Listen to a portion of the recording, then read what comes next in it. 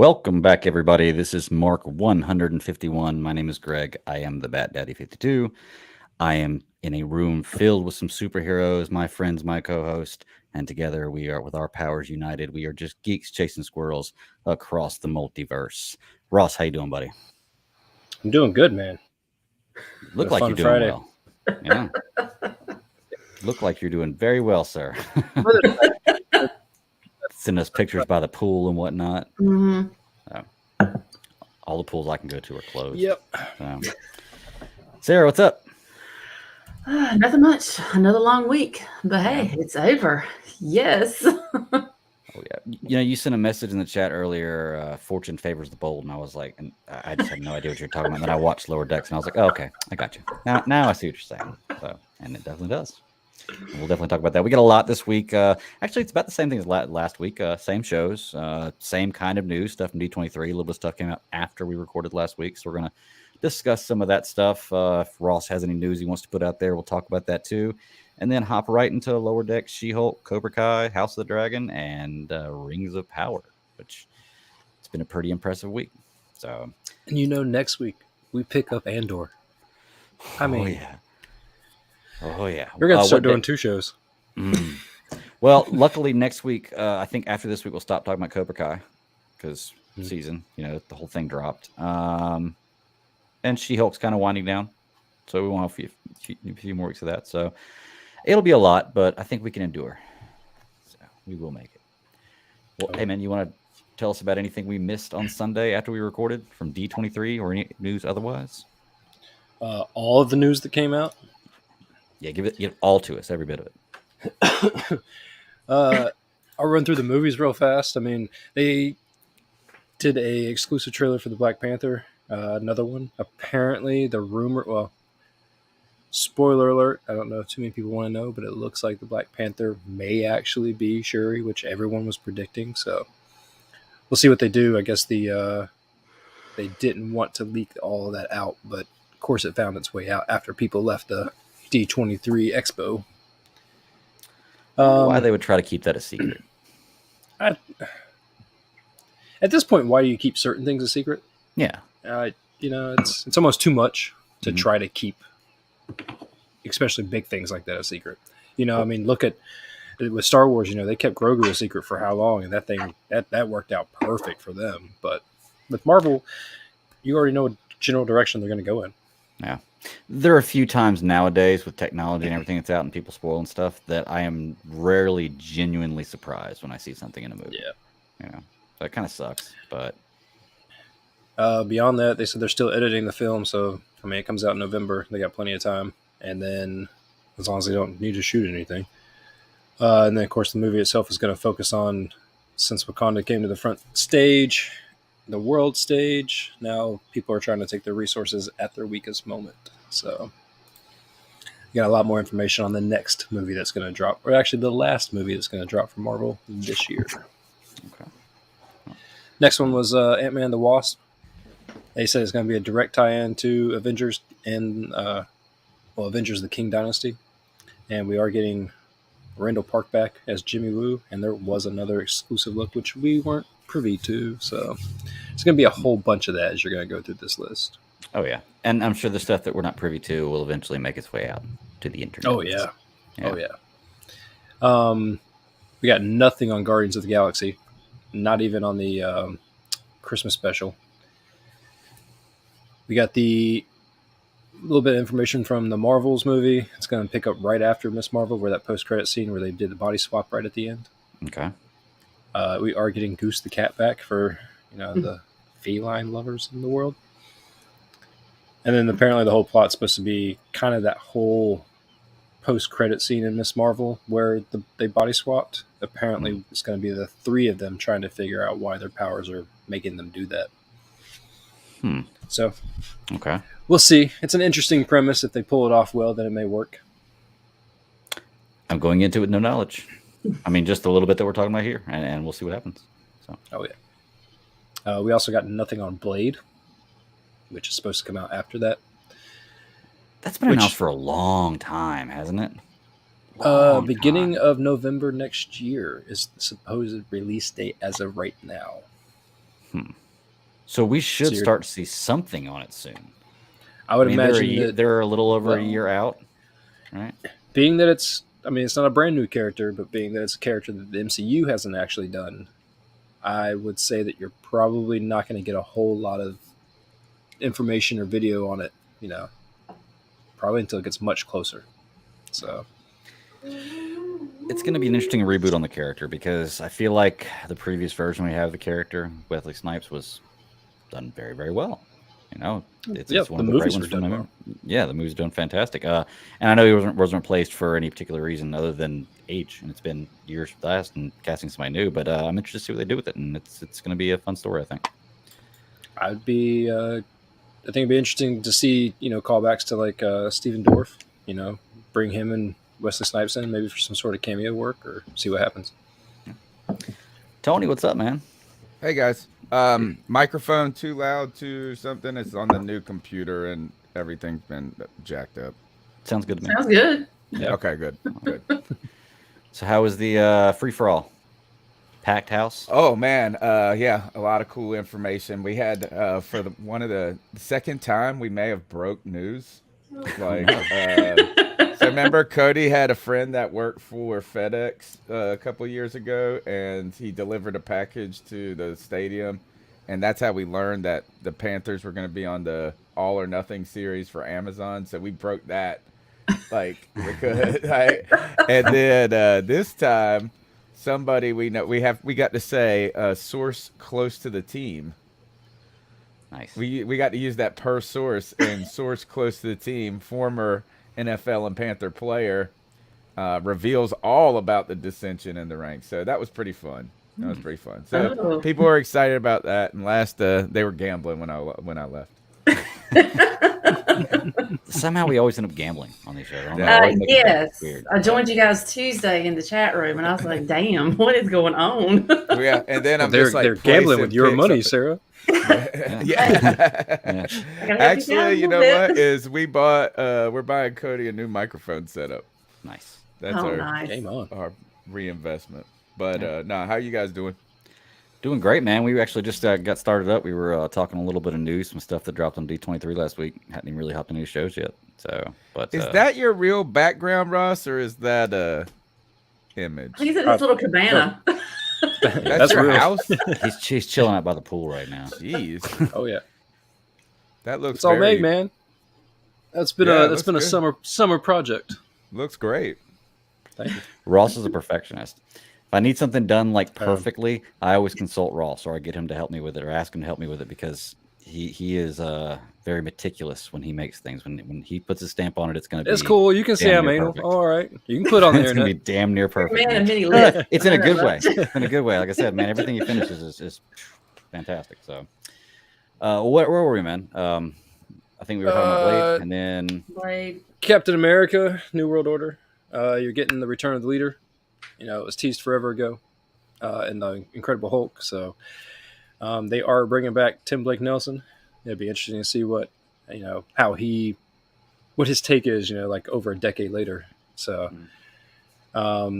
the Denny Ramirez, the guy who was playing in Falcon Winter Soldier, is going to be the new Falcon, which we all kind of knew.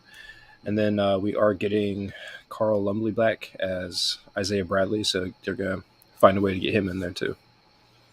We do have a new superhero who's going to show up in there, but I mean, I know a little bit about it, but I'm not going to go saying a whole bunch of what's been rumored so far. After that, we got the Thunderbolts. They gave a whole cast for the Thunderbolts, and I think it's looking interesting. I think the take on how they're spinning it is far enough away from the comic books to still be interesting. Mm-hmm. Yeah, it's definitely caught my attention. At least, just hearing Thunderbolts catches my attention. So I want to see this story. Like I said, especially since they're diving into Secret Invasion. It's going to be interesting to see how this kind of stuff works. Even though Thunderbolts, the only thing I'm really associated with that with it is kind of Civil War, which they've already surpassed that in the storyboard, which is fine. You can rewrite stories and use elements of it. This is all kind of based on, not true stories of. So it's going to be interesting, man. I'm excited for it.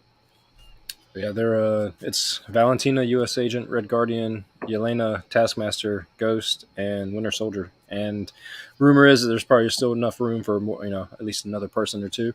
So I'm sure it'd be it's got to be fun. I mean, that cast sounds fun as hell. So almost sounds like Marvel's Suicide Squad type deal, but maybe actually that's how it's described. Yeah, so it'd be pretty cool. It's kind of like a bunch of people with nothing to lose. Pretty much same thing.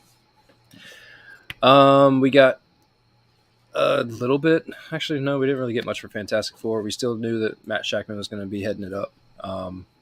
And release date of November 8th of 24. So 2 years. And then we go. Who's they announced some cast for that too, didn't they? For the Fantastic Four?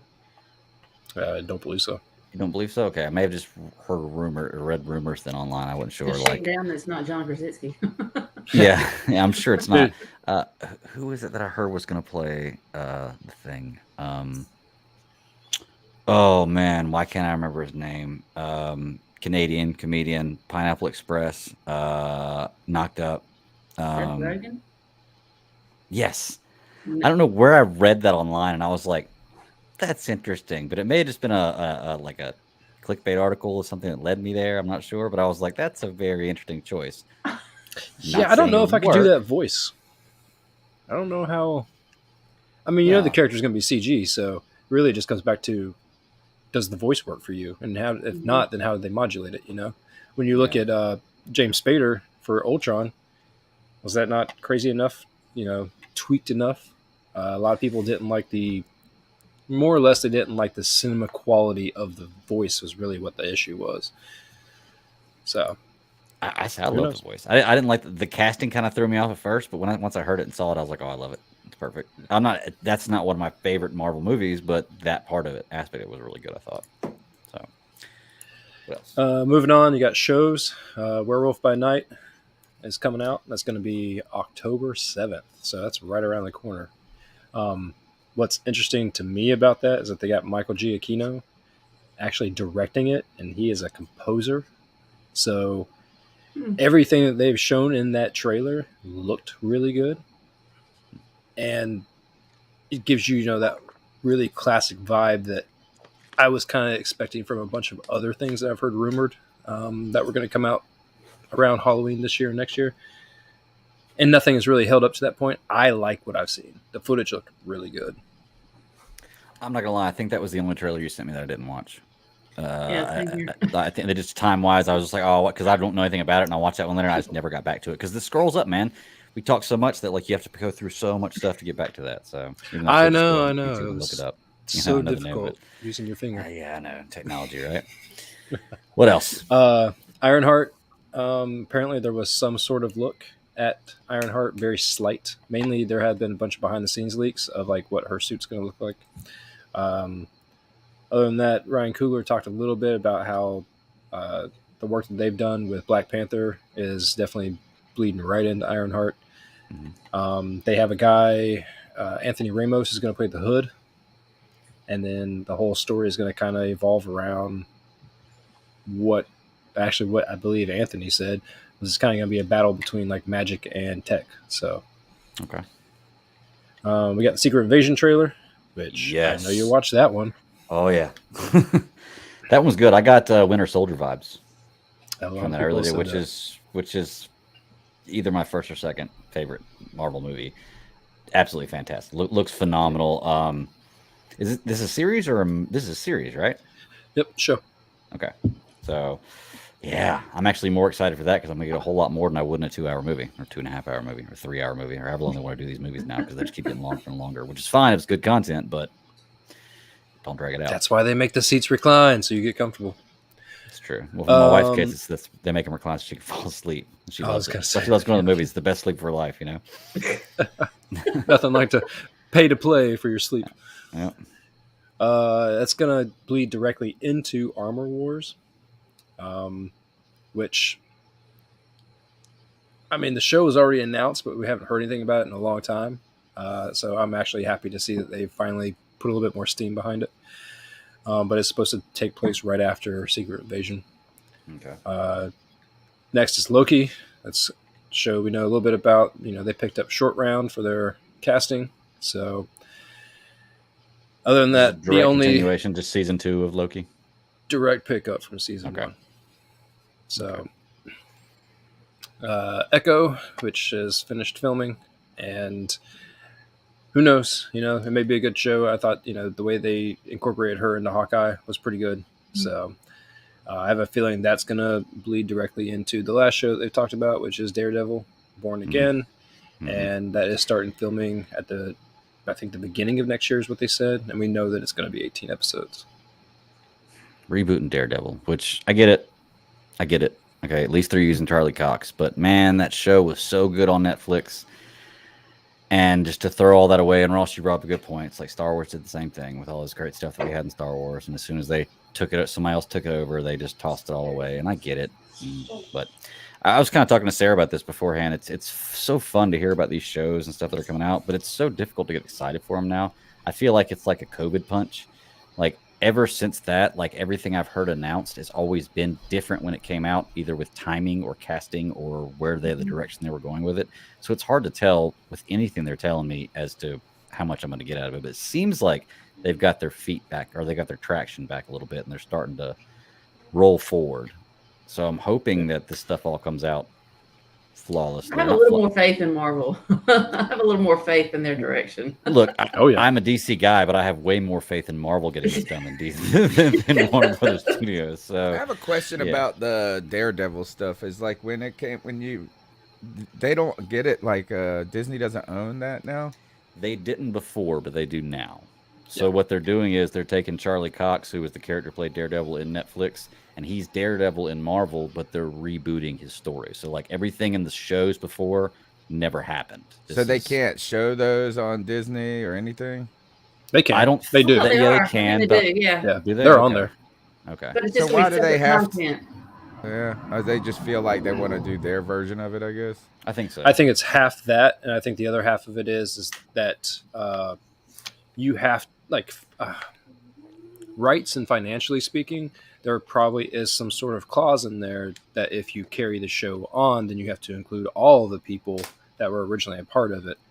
A lot of actors' contracts state certain things if the actor wants to continue on with it up to the point where they're essentially written off the show.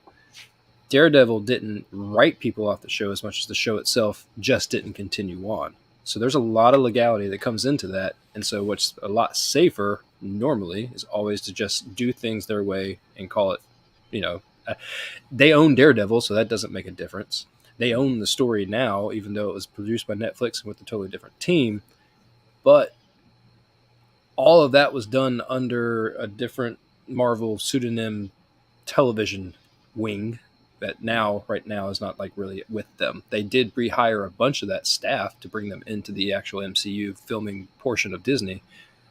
But I'm willing to bet there's a lot of red tape they don't want to mess with. Yeah. I felt like that show was fantastic, and I thought Punisher was tremendous. Punisher was, the seasons of that show were really good. The only thing I'm scared of with them taking over this and rebooting Daredevil is I'm sure they're going to do a great job with it, and I'm sure it's going to be just fine. But what I loved about Daredevil was that Netflix edge that it had. That's part of the reason why they're rebooting it, is I know they had the show on Disney now, but everybody knows that wasn't a Disney show that came out. So Disney is in a weird place, man, where it seems like they still want to be like the top leader in production for stuff for kids, but they want to walk that fine line. But we don't know how far they want to do it, which is why I'm still wondering what they're going to do with Deadpool. Like, I don't know how you make a Disney Deadpool movie, because then you're kind of taking away what everybody loves about Deadpool is the raunchiness and the cussing and the blood and the violence. And it is. I mean, it's just what everybody loves about it, and the adult comedy. So I don't know how they're going to do it. And that's the only thing I fear. Like I said, I'm sure that when I watch it with the actor, with Charlie Cox playing the role, I'm sure it's going to look very similar as far as suit and everything goes. I'm afraid that it may be something that when I look at, I can't separate myself from. They're going to have to, with being the same actor. I really think they just have to decide that they're going to have two trajectories of content, right? One where you think it's the family wholesome, and then the other, you got to think of yourself as a content producer. right? And don't I mean they own a bunch of these studios? So I mean, it's like they got their hands involved in all of this stuff. They just don't want the Disney name attached to it. But at the end of the day, that's the thing I like least. Like, Disney's the least attractive streaming platform to me because it's just Marvel stuff, or I'm watching. It's just family stuff. You know, I want to watch something for me, like an adult. Right. Right. Because you're not a like big Star adult Wars film, guy, but like an adult, like just mature audiences type thing. And The rumor has hit that they're going to do what they do in every other country, and that the potential for them merging with Hulu will happen. And then what that entails is that just like every other streaming service, there will be some sort of parental control, which they already have on Disney Plus right now, to separate what kids can watch and what kids cannot. And they own Hulu, right? Yeah. They own majority stake in it. I was gonna say, when you say merge with Hulu, do you mean merge with Hulu, or that's the next stone in the Infinity Gauntlet? No, see, yeah. The way that it works in other countries is that a lot of the content is either on Disney Plus that should be on Hulu, or some other countries is all on Hulu that should be on Disney Plus, and that's because there are different agreements in different countries. That's been a long running thing, and I think that's finally reaching a point now because like they have a control in, I think it's Sky Sports also, with ESPN. And you know what, it was just big news the other day, I think it was this week, where they were talking about how ESPN is still a good hold, even though their rumors have been hitting the press that they want to get rid of ESPN. That all of like Disney buy that bundle too. Dang. No, I mean the bundle's still good, but Yeah. you know, that would be a massive move anyway. So that would take probably six months to a year for it to actually go through. I like how when we talk about this, all we talk about is time, how long it would take. Money's not an issue. It's just how long it would take. Disney's got all the money. Like, we don't have to worry about Disney with money. Duh. They got my money. I mean, that's why, I'm broke. Tony, what you were saying a moment ago about how you wish that they would make, stuff for adults and for family, like kind of do the mixture. And are you talking about like in the superhero realm? Like you want to see some adult, more type superhero stuff like Daredevil and stuff like that? Yeah, Deadpool? like I like to me my favorite shows that are like this are ones that are meant for that I can watch with my older kids, maybe that they don't The need boys. to be so crazy. But like to me, again, Punisher, that's the type of stuff to me. It does. Yeah, I think Daredevil's a little over the. I mean, not Daredevil. What's the cousin Boys? one? No, the guy that the Deadpool. Deadpool. Yeah. Like that one is meant to be like a shock value. Like I mean, I understand that. So I think that's cool, but that kind of gets old to me. I just like serious storylines. Right. And not ones that are, I don't know. I mean, feel more kiddish, you know what I'm saying? Or maybe a little piece of a huge story yeah, type deal. So I That's mean, why a lot so of people's favorite movie is Winter Soldier. Yeah. That's the point, because it's serious. Yeah. What you're saying is completely true, and there's no reason why they can't run the gamut and have all sorts of a variety. But a lot of people have not been real big on the MCU because they feel like everything that comes out is not that. It's not serious. But I mean, you got to remember too, we're talking about fantasy comic book stuff. Right. I know that you can be done in any way that you want it to be done, but also, it's meant to usher in new fans, just like comic books are. We all the time want to keep bringing people into the culture, but you're completely right. Why can you not do that? Well, and I think that they totally can. They just go ahead. I don't think they can, because isn't that exactly what Marvel, or not Marvel, Warner Brothers Studios and DC is doing? And it's not working out very well for them. Like I said, I personally like those movies, but critically overall, they're not really, people don't really rave about them like they do Marvel. And Marvel has that structure. And while sometimes the structure seems a little binding, it seems like this is the other version of creators doing whatever they want to, and which is, I want creative content, but creators doing whatever they want to and having no ties to anything else at all, and just continually changing the story. And a lot of people have a problem with that, I think one of the things though is Greg, because some of those are like the real superhero brands that people know. Like everybody knows Batman, everybody knows Superman. Everybody knows Iron Man and stuff like this. But when you said Werewolf in the Night, I had to Google it, right? I mean, I just Googled it, and I was like, so why can't you take some of these these side stories that are also, I mean, more kind of oriented towards people who are super fans, right? And make them the ones that you do the plot driven shows, or basically where then you're going to attract somebody like me who doesn't know anything about Werewolf in the Night, but I like it because you did a good job with the arc of the story. Instead, and so that's where, and the thing is this is like, at some point you're going to get worn out on the just like, how many Avengers movies can you make to where you just going to see it rather than us like looking at it to be a film, or in this case with these like series, right? I mean, the series gives you a wonderful opportunity to develop a story, develop characters, to do those things. That's why we like it. I think that's why it appeals to us so much. And I think you would just like, you can do both. Like, you can have the ones that are light. It's kind of like, man, I can watch an action movie where it's a shoot 'em up, blow 'em up with like my dad, and I love these like really thin storyline movies. Yeah. But then I can also watch a movie that has a serious plot and is focused on acting and developing characters.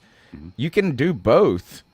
And you might not have to, not every series has to do both, but maybe you should take some series and do that.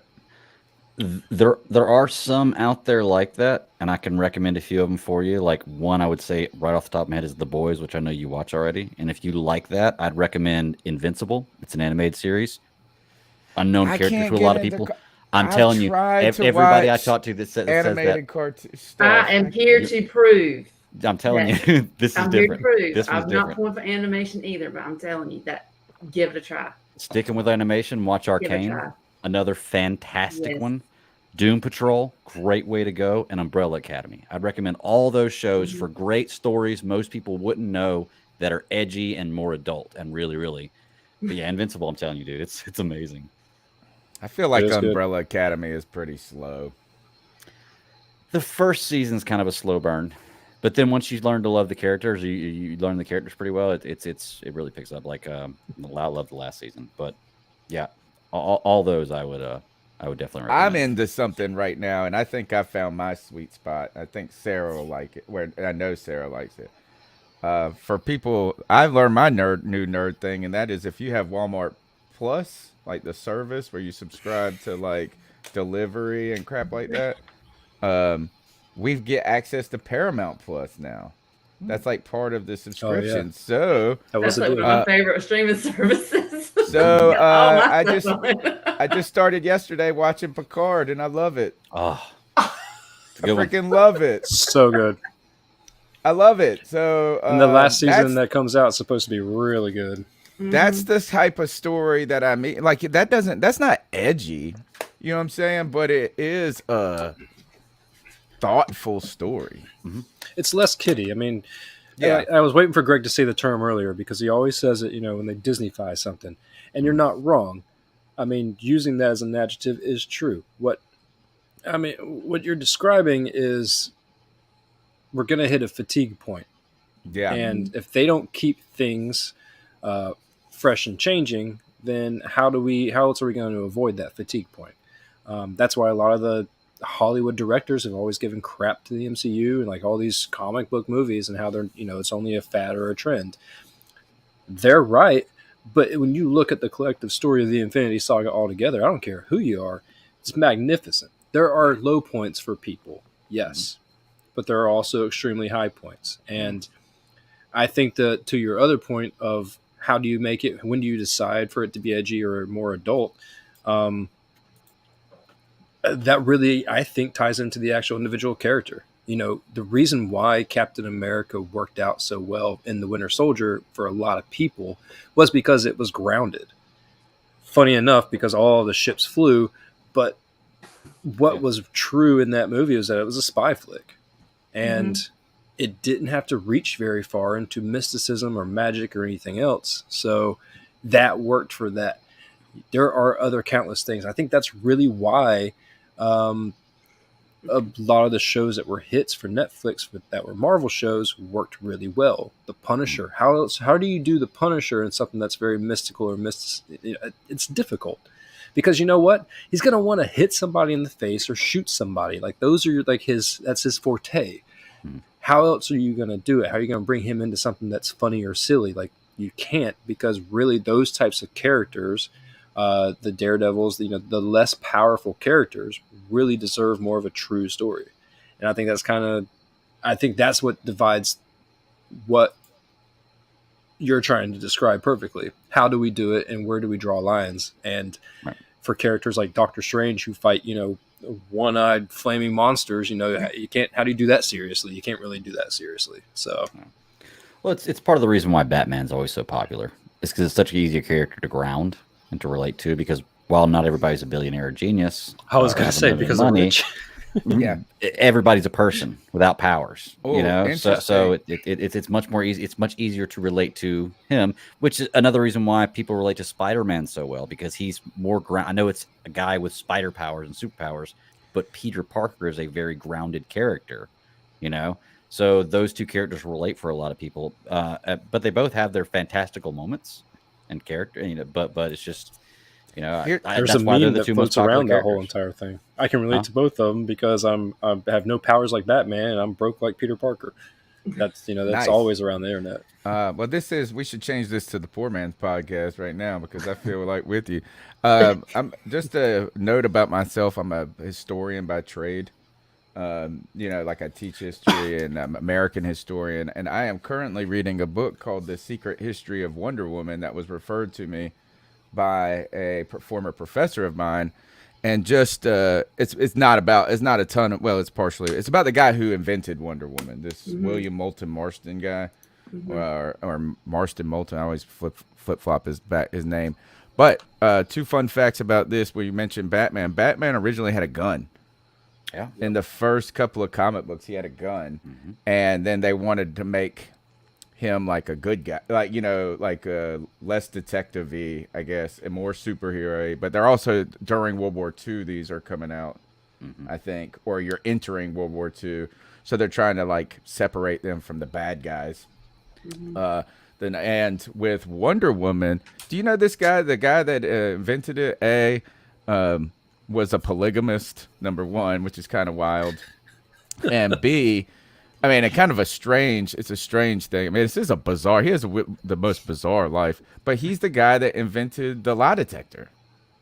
That's where the lasso of truth comes from. Exactly. It's like he invented the lie detector, and he had was kind of like a fraudulent, he just never found success. And it was Wonder Woman where he hit it big.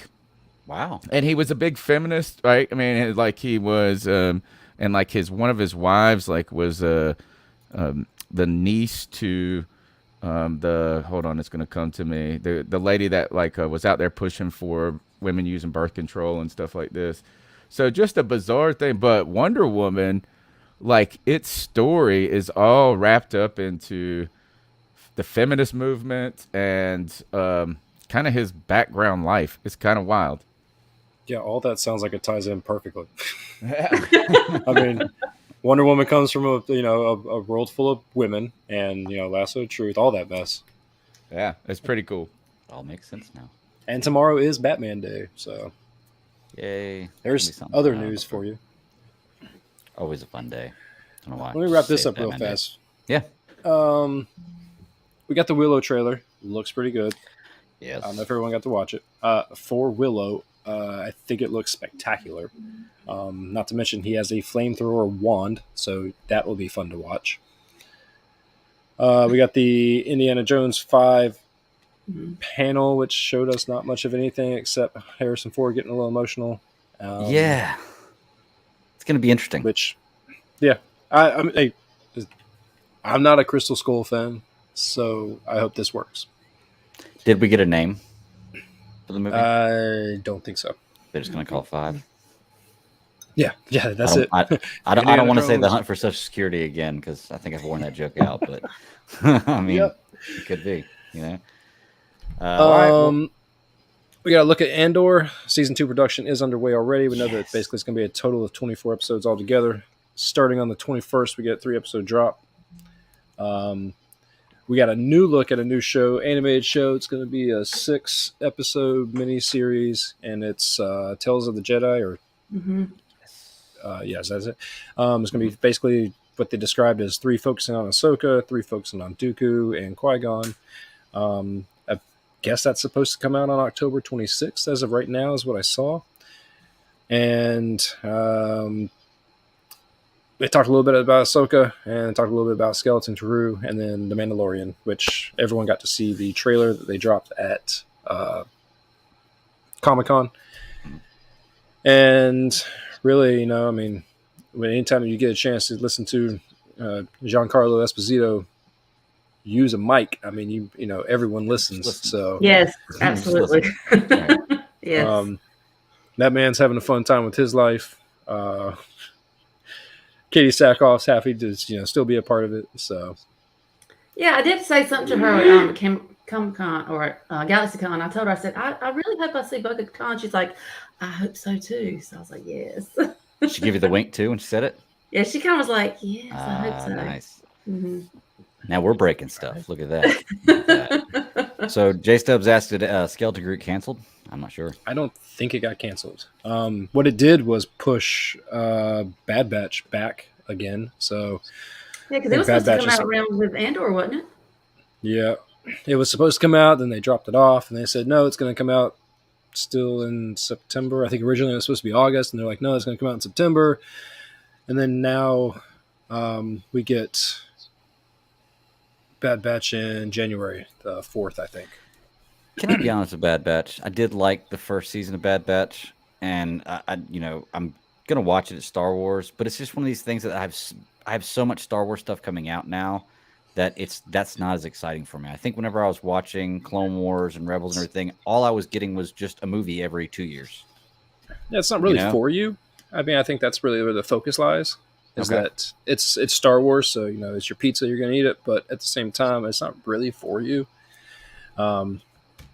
Something got canceled. Oh, what they did was they removed Rogue Squadron from the release schedule. Oh. Yeah, which they talked nothing about movies. Mm-hmm. So that's fun. I don't know what they're going to do. I know that they have clearly Ryan Johnson keeps coming out saying that his stuff's not canceled. The Taika Waititi stuff is Lord knows what they're doing with it. So who knows? J-Stuff says Bad Batch is better than She-Hulk. I can agree with that. I'll second that one. But just wait to the end, man. Wait to the end. See what it does. That's not talking trash about it by just saying I like something else better than it. I just can't wait to talk about it. Walking around. Yeah, we're definitely going to talk about it. Tony, have you been watching She-Hulk? I watched the first episode. That's it.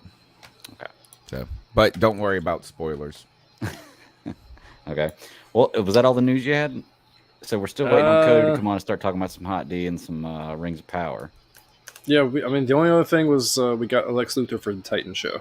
So, I don't know if you watch. Is it Bosch that's on Amazon Prime? The guy's name is Titus Welliver, yes. However you say his last name. So he's going to be playing Lex Luthor on Titans, and that's really all. Okay. Oh, he'll be good. That's going to be interesting. They got a picture of him, complete shaved head and a beard. I'm telling you, you would have trouble actually, putting a name to that face. So yeah. I'm interested to see how he does. That show gets a bad rap because of a lot of things they do, and especially the way they've ended seasons. But I do love that show very much. What, Bosch? No, Titans. Like the costume design. I'm like, just so go back and watch the first introduction of Nightwing, not Nightwing of Dick Grayson as Robin. The first time he gets introduced in the first fight scene with those guys in the alley, and if you're not hooked after that fight scene, or you don't want to continue to watch it, I don't know, man. It's crazy because that is an amazing introduction for that character, and it gives away exactly the way that sets the tone for the way this show is going to be. So I love Titans, but it's a fun watch. I mean, like I appreciate all the to me all the DC HBO Max stuff is equivalent to Marvel Netflix in a certain way. Yeah. Mainly because it's disconnected enough, but still firmly rooted. Right. With the exception of Peacemaker, which spun off of a movie. So Yeah, and that was a little different than every HBO Max DC show. yeah, Fantastic. That's real another one, good. Tony. If you hadn't watched Peacemaker, Tony, check that one Yes. out. That's a great one. I'm I never surprised. thought he'd be so good, but he was good. Yeah. Oh, super surprised. J Stubbs in the chat says the last episode of Ring of Power was dope. I agree. It was fantastic. We're going to talk about it here in a little while. I can't wait. White Chocolate Espresso, if you haven't watched the latest episode, man, I would dip out before we start talking about it unless you want to get spoiled because it's a big episode. The Witcher finished season 3, J Stubbs says. And he wanted Denzel Washington as Lex. That would have been interesting. I'd go for it. I mean, he's a great actor. He could play that role. I'll see why not. I think actually, not to name drop again because I want to see him do other things, but Giancarlo, I would love to see him as Luther. I feel like he's got the gusto just to carry it. There were rumors of him as Xavier, right? Or people. He started those rumors. He started that. He was trying to fan cast himself, is what happened. I wonder how much of that goes on with people and like how famous you can get, where you can start a rumor about yourself playing a character and actually like speak it into existence. Is that the guy from Breaking Bad? Yeah. Yes, and from the he plays Hector in The Boys, right? Or Victor in The Boys. Yes. And he Yes. plays what's his name, Mandalorian. He's all over the place. Yeah, he's on all kinds of Moff stuff. Gideon. Yes. Mhm. Moff Gideon. So And I've seen him up close too, and I'm telling you, that man will command a room. yeah. That's insane. It's insane. Because when he's not a very tall guy, but when he's in, his voice is just is larger than life. There's Yeah. just like you said, just commanding. So Yes. I'm all for it. I'd like to see.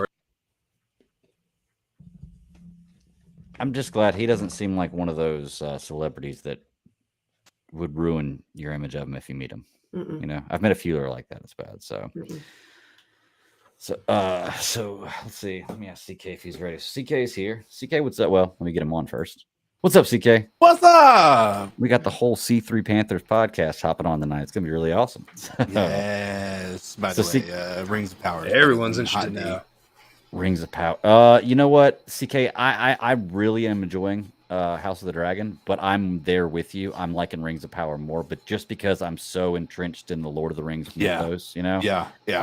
I'm sure if I watched Game of Thrones, I would be just as excited about House of the Dragon, and I do love House of the Dragon, but where it's at for me right now is Rings of Power. Well, man. House of Dragons is exhausting to watch sometimes, right? Like, I guess it's similar to the to what you have with Game of Thrones there for a while. I mean, like, it's just there's so much to it that it can get a bit like, I don't know. It could just be like if you're just wanting to chill and watch a show, like House of Dragons is not the one you want to just chill back and watch. At least from what I've experienced up to this point. I can agree with you on that because you really got to pay attention, and I think not part of my issue because I don't have a problem with the show at all, but it's difficult to watch this and Rings of Power at the same time right now because it's so hard to learn names and pronunciations of so many different ones. Oh yeah, I'm not gonna know anybody's name on House of the Dragon. I'll be able to tell you what they do, who they are in the show, but not their name. The one thing with Rings of Power, and I have not watched much of it yet. I've started it. I have read some of the Tolkien books, like Lord of the Rings stuff, and went back and started watching the movies again. But I've been trying to read I read the Twin Towers. I've gotten through the first 3 books or something like that. But the one thing that I don't like, and this is where this comic book conversation with Marvel and stuff comes in, is like anytime I see people talking about it on the internet, they're always complaining about it not matching the books in the story. And first of all, I didn't even know that the Rings of Power were like directly from Tolkien's books, but more lifted from the storyline. You know what I'm saying? Is like he's written about this entire universe, and he's done all of these different crazy books. Like, I mean, he's done some weird ones that go back into these histories and things that most people haven't read. But why is it that some super fans, I feel like, ruin shows because they're like, There's no like one of the things was this is people were angry that there were black hobbits. It's a false sense of ownership, Why? and it's in every It's gatekeeping, single thing. Mhm. It's Like gatekeeping. it's when, yeah, You can't in put your every mind. single detail in it. And plus, I mean, and you can't just, and a lot of it is, you've got to have your own iteration of it. I mean, you just can't be like every single detail. And I mean, I'm isn't good that about what that too. Like, fiction's meant to do? Yeah, Isn't I what mean, fantasy and well- fiction is meant to do is let you, as the reader, enter this universe and create it in your your mind and your imagination. Not Can't we also acknowledge that it was written in a different time as well? Like, and in that time maybe wasn't the most friendly to a group of people that would be considered of a different race or nationality. Like, I mean, like, and he was from England. You know what I'm saying? It's not Right. like you're going to be writing about like pomegranates and pineapples and stuff. I mean, you're going to drink ginger beer.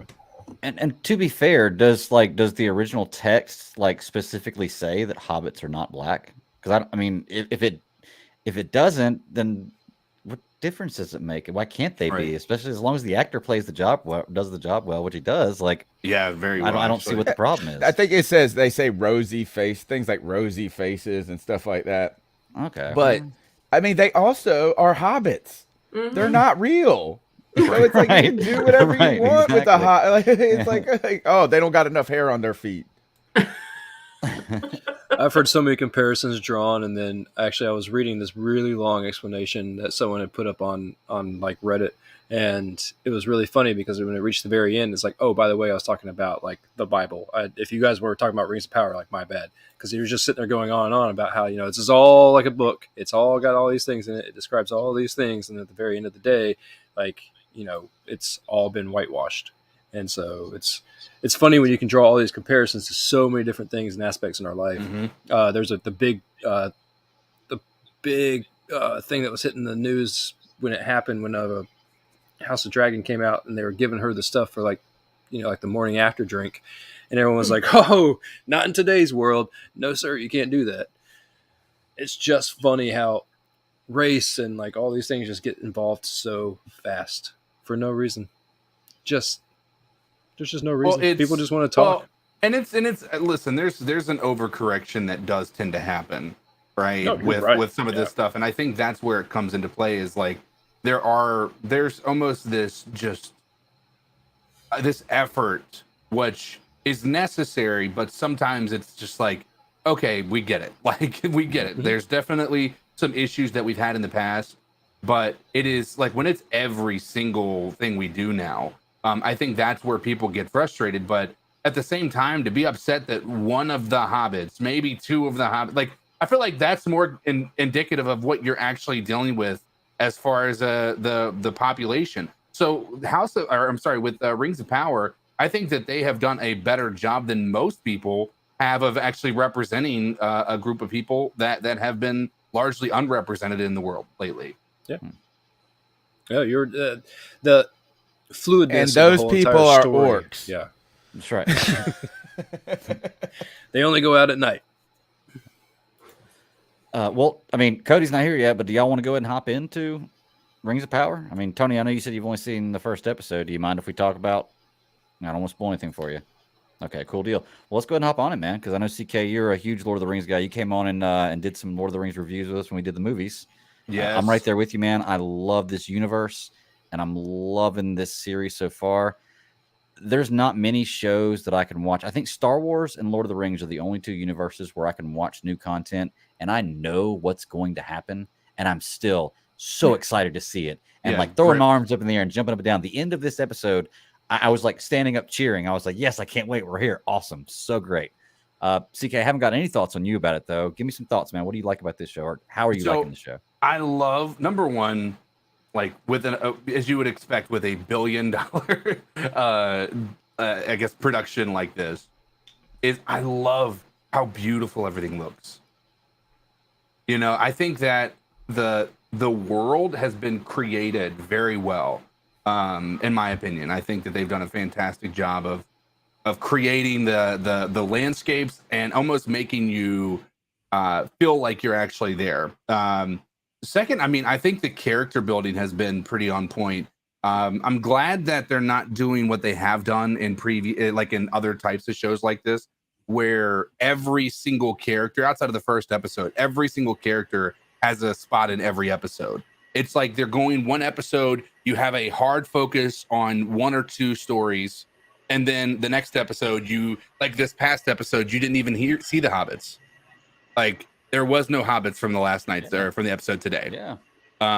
Like so they've allowed for a focused, like when you're talking about this, we're gonna really dive in to what's happening in this storyline, and then we're gonna really dive into what happens on this storyline next. So I've been really really impressed with the way they've done that. All in all, man, it's just like it does what it's supposed to do. It takes you away from the world, like the life that we live in, which is I think what we all kind of watch shows like this for, is it allows us to escape, and it does it very well. And that's something I've been really impressed with. And I went in with high expectations, and I have not been disappointed. Hell yeah, that's what I like to hear. Hey, real quick before we get any further into it, I want to say what's up to Cody, man. How you doing, buddy? What's up, man? Sorry I'm late. Been breaking some news on the C3 Panther podcast. I heard. That's yeah, then I put it out on Twitter just now. So, but I'm here with y'all, man. I'm ready to talk some hot D and whatever else y'all were talking, man. Well, we actually just started Rings of Power. So you've been watching that, right? Yeah. So I'm not like I'm on episode 4, but I'm like a little more than halfway into it, so I haven't seen the end. But don't worry about spoiling. Just full conversation. Cool. Gotcha. Well, real quick, I want to bring up something too. White Chocolate Espresso sent me a message on Facebook, and we were just talking about the people complaining about the hobbits being black, and he found this for me. So let me share the screen real quick. And it's a description of the Harfoots, actually. And the description says they were browner of skin than other hobbits, lacking beards and wearing no footwear. They lived in holes called smiles and tunnels, and a habit they maintained for the entire Third Age and beyond. So right there it just says that they were browner in skin than other hobbits. So there's absolutely no reason why there can't be a black Harfoot. So anybody argues with that, there you go. That's straight from the text, right? All right. So anyway, Proof. There you go. Proof. Exactly. Don't argue with me. Sorry, we had that little discussion right before you hopped on, man. It was interesting. The things people complain about and the stupid things people complain about these kind of shows. But I got CK's thoughts overall, man. We talked with you about it last week. You say you're halfway through this episode. Yeah, I mean, I think I've seen a majority of this episode. I don't know. I'm liking it, but look, I'm gonna be the Debbie Downer, y'all. I'm sorry. Say I'm just a hater of Lord of the Rings, but like, there's a lot of parts, and maybe this is just my own preferences, but like the lines of good and evil, I feel like are so clearly drawn. Like whenever you see the orcs and they've got the people and they're like, making them work, and they're like being all aggressive to them and everything. It's like, okay, I know that these are the bad guys, and when there's no ambiguity there, when to me it's just like, okay, these are the evil guys, I kind of like roll my eyes a little bit, because I'm like, okay, these are the guys that I'm supposed to hate. And remember when the elf, I'm so bad with names, I apologize, the black elf, he's being kidnapped or whatever, and he's trying to fight his way out, and they're killing all the orcs. They expose them to the sun, and then at the very end, he ends up getting kidnapped and captured. Well, they bring him back, and I forget exactly what happened. One of the orcs got hurt or whatever, and then this guy comes up. I don't know who the guy is, but he like did a mercy killing to one of the orcs. And it implied that he had this like deep relationship with this orc, that he had this personal like kind of friendship with him, but it's like none of that was ever really expressed very well. I feel like it's just kind of like, oh, with this guy, he's a part of the orcs for whatever reason, and maybe I didn't see how the episode ended, and there was more than I needed to see, but like there are just moments where like it feels like a fantasy. And it is like it Right. is a fantasy, but like there are some parts that are kind of less grounded in reality that kind of take me out of it from time to time. Well, I mean, isn't that the point though? Like, agreed. of like the orcs are evil embodied, right? They're like slaves to evil. Right? Yeah. And I think if like I remember right from the books is like they're created by like Sauron the magician who's working for what is the evil, whatever evil is. Like I mean, it's just like whatever that is like it's evil. And hobbits Morgoth? like represent. Yeah, say it again. Was it Morgoth or Yeah, it was Morgan, the one who got killed in the first Yeah. before. Yeah. So it's just like and hobbits like represent innocence. In a sense. Yes. So like in some ways like the orc they're almost like mindless slaves to evil, like I mean they're like evil servants. And that's a good point, but I think to be honest with I think honestly the scene Cody's talking about, that character's name is Adar, and Yeah. if they watch it further, I don't think that they've told this story yet, because I don't know anything about this character, but I haven't read. I mean, I'm not saying that it's not out there, but Right. I don't know anything about this character. And I think what they were trying to show there was the exact opposite of what we're saying. Is they're trying to show that these orcs are like a community. I mean, I'm not trying to defend the orcs or anything, but they are just a group of people that are a community that are trying to take over their own land at this point in time. And they're evil, but they're not just like mindless beings. Like they call Adar father. And he questions it later. Why do they call you father? You never get the answer for it. You haven't, at least I didn't see in this episode. But so there's something more to that. Maybe that sacrifice, official kill, was because he was like their father. Well, the debate I would pose to Cody is: you loved Game of Thrones, right? That's exactly what I was going to say. How long did it take you to understand the White Walkers? Well, if you watch the show, you still don't understand. Right? Yeah, I don't get them at all. Even after the end, the show does a piss poor job at describing them, but that's the difference between the books and the and the show. And I don't know. And by the way, I'm completely open to the fact that maybe I just haven't gotten to the point where they're characterized a little more. Like Greg said, I don't know the name of the character that came up. They haven't revealed much about him yet, so maybe it will kind of reveal, more about it a little later on. I don't know. It just feels like there's no consequences for some of these main characters. And I feel like Ross and I probably talked about this last time a little bit.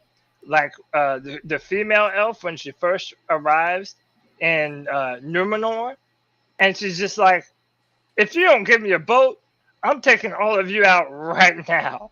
And like it feels like these characters, more than in a show like Game of Thrones, like some of these characters have more plot armor than other shows, if that makes sense. I would agree with that. If you finish this episode, that part right there you're talking about pays off. Okay. So that part right there, like there's a reasoning for the way they did it like that, and it pays off at the end of this episode. The way this episode ended, the point we're at in this episode, is the point I've been waiting for. I'm like, yes, here we go. Now we're getting rolling with the story that I love seeing all this stuff beforehand. It's beautiful, but like I have in my mind the story of what I want to see. Like I want to see the rings forged. I want to see this battle. The key points. I've seen Isildur. I've seen what's his name? Aragorn's sword back there. Did y'all see that when they walked by it, when they went in that room with the seeing stone? You saw the sword sitting there. I was like, that's the sword right there. That's his sword. So, and I didn't even think about it. Numenor, the island they're on, is actually the precursor for Gondor. So, like, this is going to be the development of Gondor, and you're going to see the first king probably get killed, and then they're going to be the king, nation without a king for however long till Aragorn comes along. But yeah, it's I love the way they're setting it up. Like I said, I see little bitty things like that. Like I didn't know there were 7 seeing stones. I recognize the seeing stones from the previous movies before, and it was cool to see that. But apparently, there's 7 of them, and I don't know if they're going to dive any more into that or what age this goes into, because we're still at the end of the first age here, aren't we? Thought we were are we in the first, or I thought we were in the second?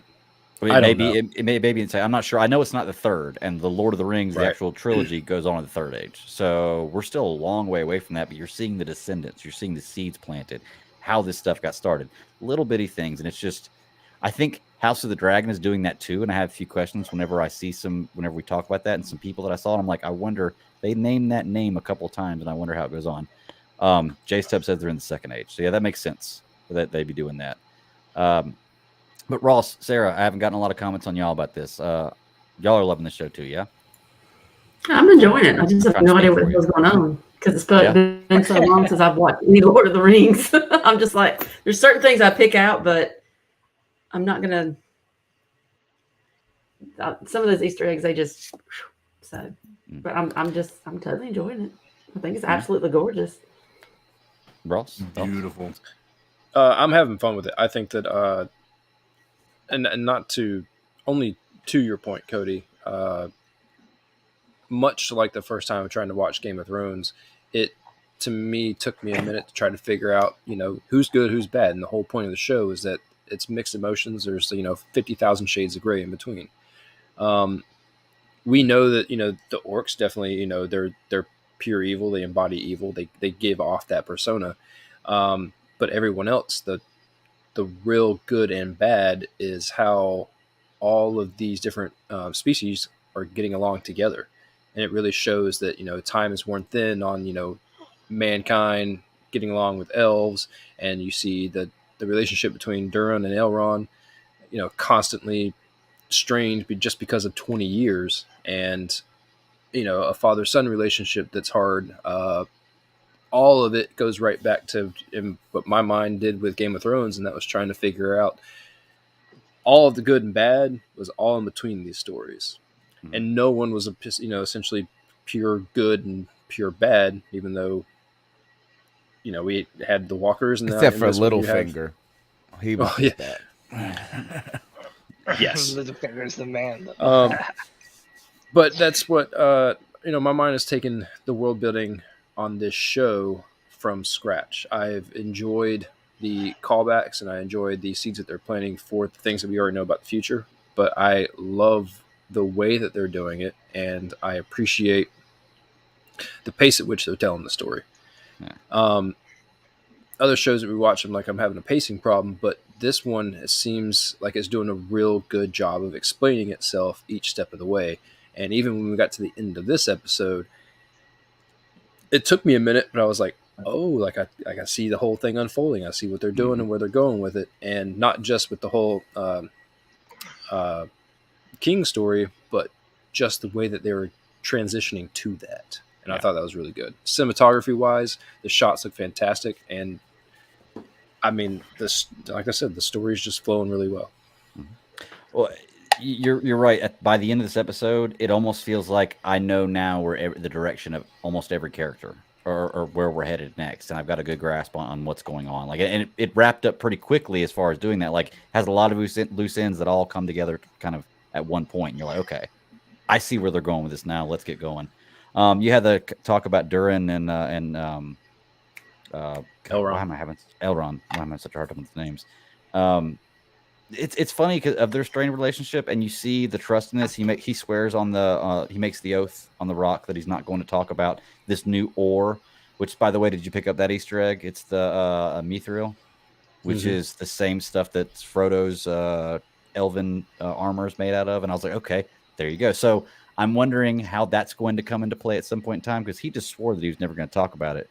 So I don't know how it's going to get discovered or how it's going to get figured out, but they did place that little seed. It was really, really cool. And, y'all said you didn't care about spoilers. We got to talk about the end.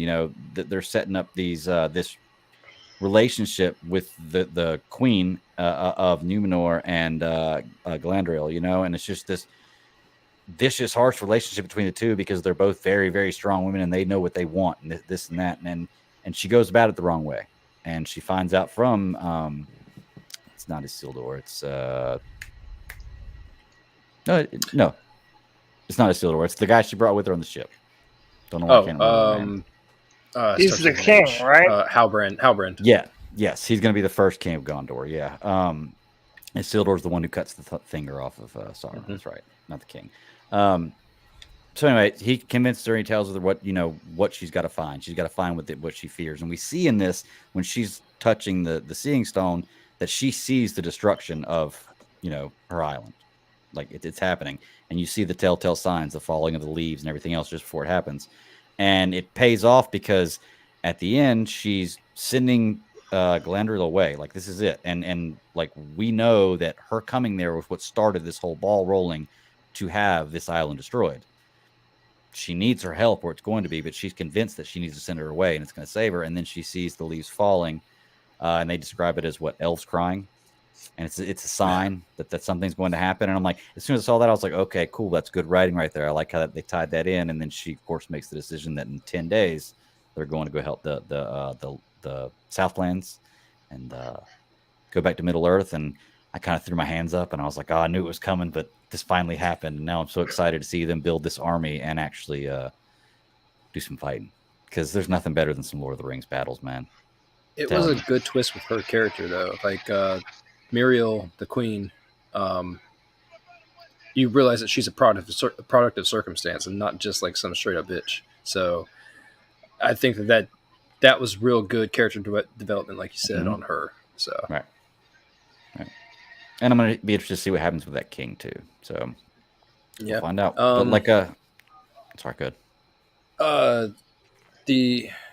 Which was parallel to me a little bit. Like, they did the Adar father scene with the orcs, like Cody was describing, but having the king also is showing the ruling class as it stands right now. Like, where are the people?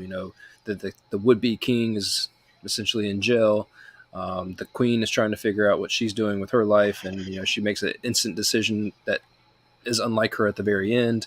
And then you get the situation with Durin and his father, and talking about trust, which comes at the end. So there's so much about the ruling class in this episode, and I thought that was really good because you see that all of it's about to be handed over. Every one of those hierarchy people are about to pass something down. So I think that's real good. Like you said, we know what's going on at this point, but this is only episode 4, so chances are we don't know crap. Right. I have an idea, and I like the direction it's going. That's for sure. The kid who has the hilt, that's Sauron's sword, and I'm assuming that's the power, like the ring. It's calling, like all the orcs are called to that, and it's calling back to Sauron. They've been looking for this, obviously, much like they were looking for the ring in the previous movies. We know he's going to forge his own ring. It's going to have, I imagine, the same kind of power as this sword. So, what did you think about the other guy at the end that comes up to him that has the same mark that also knew about the hilt? Any ideas about how he plays a role into this? Because it was kind of crazy. Well, they're building an army, Yeah. It's what did Christian Bale say in Batman? He's like, you're only one man. He's like, now we're two. Now they're two. There you go. I don't know. I'm interested to see it. I definitely got the vibes that the secret or the mystery character is definitely going to be going a totally different direction than what we talked about on the first episode. So, okay. I mean, it's just interesting. This character is almost like a Gollum type character. Another person who's been corrupted by, this power from Sauron, and it's just, I'm interested to see how it plays out. But the end of this, the end of the season, we see, what's his name? The elf, the one who got captured by the orcs and delivered the message.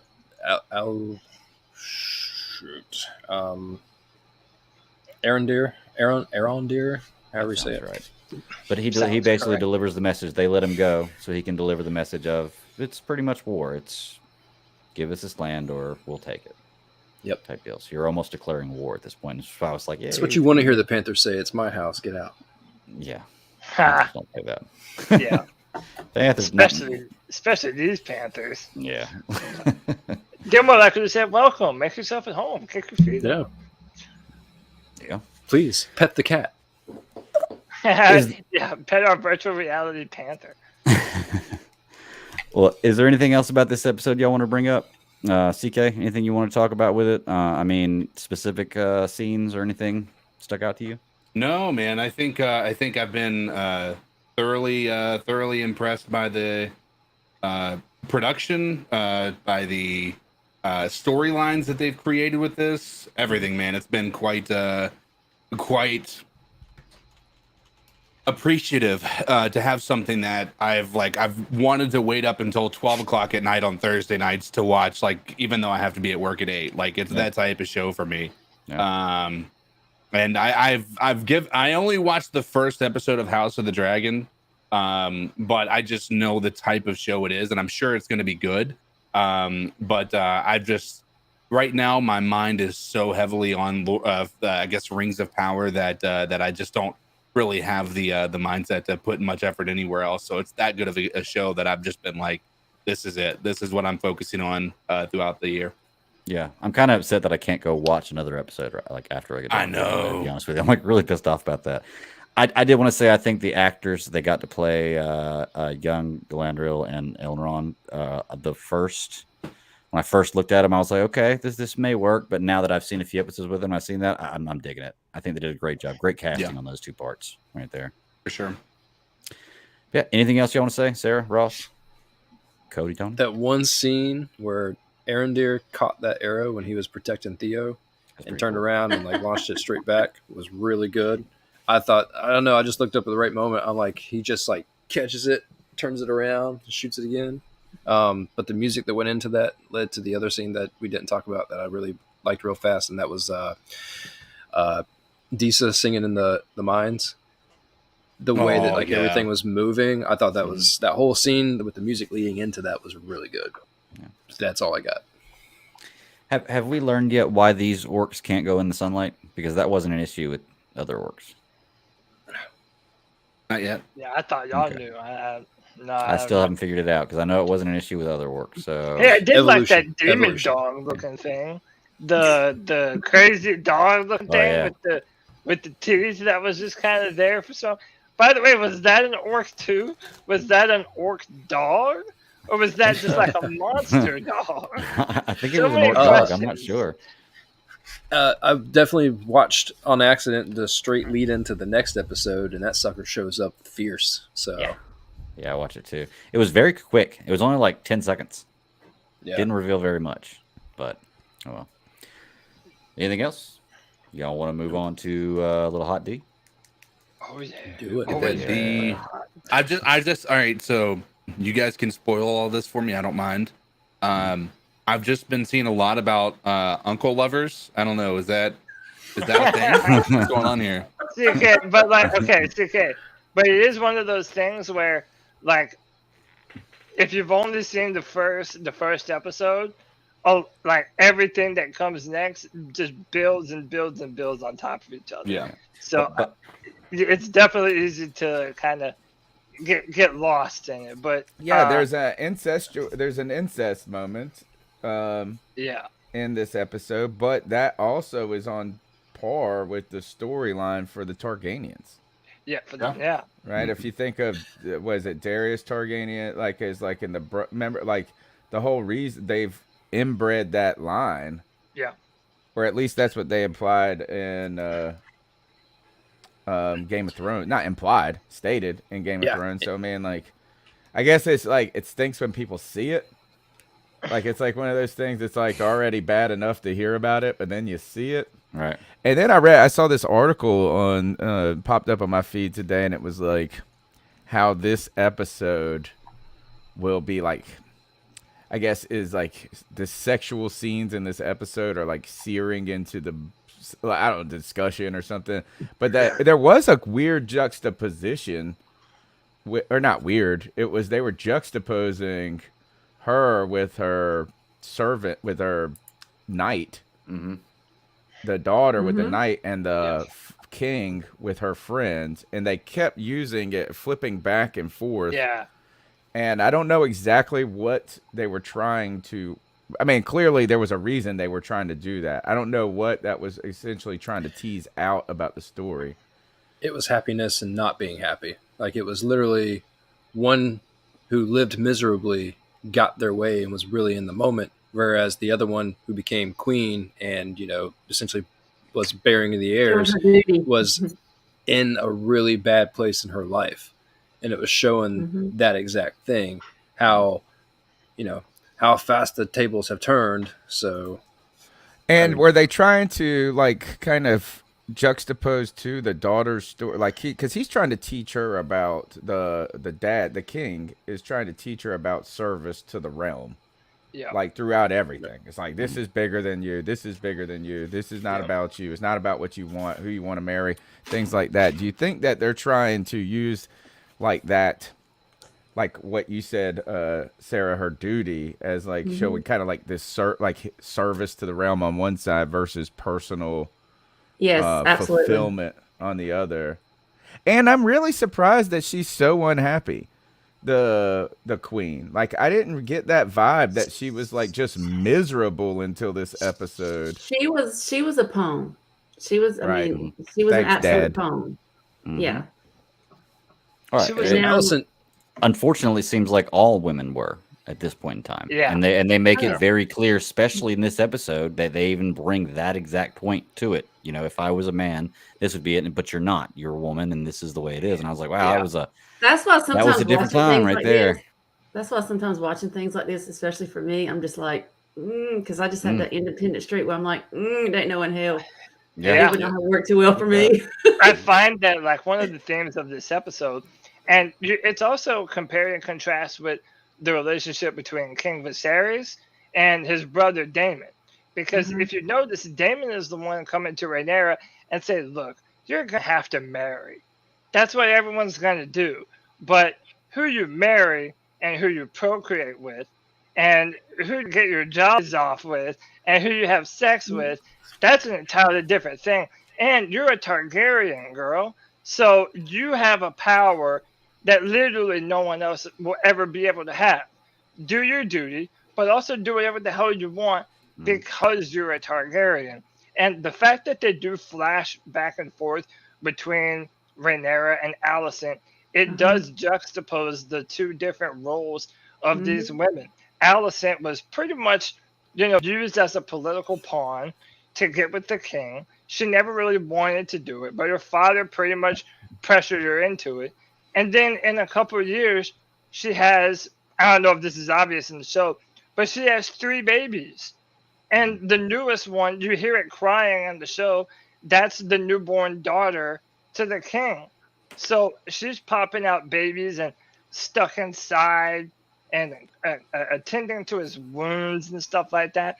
And Rhaenyra and Daemon, they're going out on the town and seeing how the common folk actually talk about the people in power and how they actually refer to, everyone that's ruling. And when you see the Mummers show, that's what they call it. It's a Mummers, a Mummers play.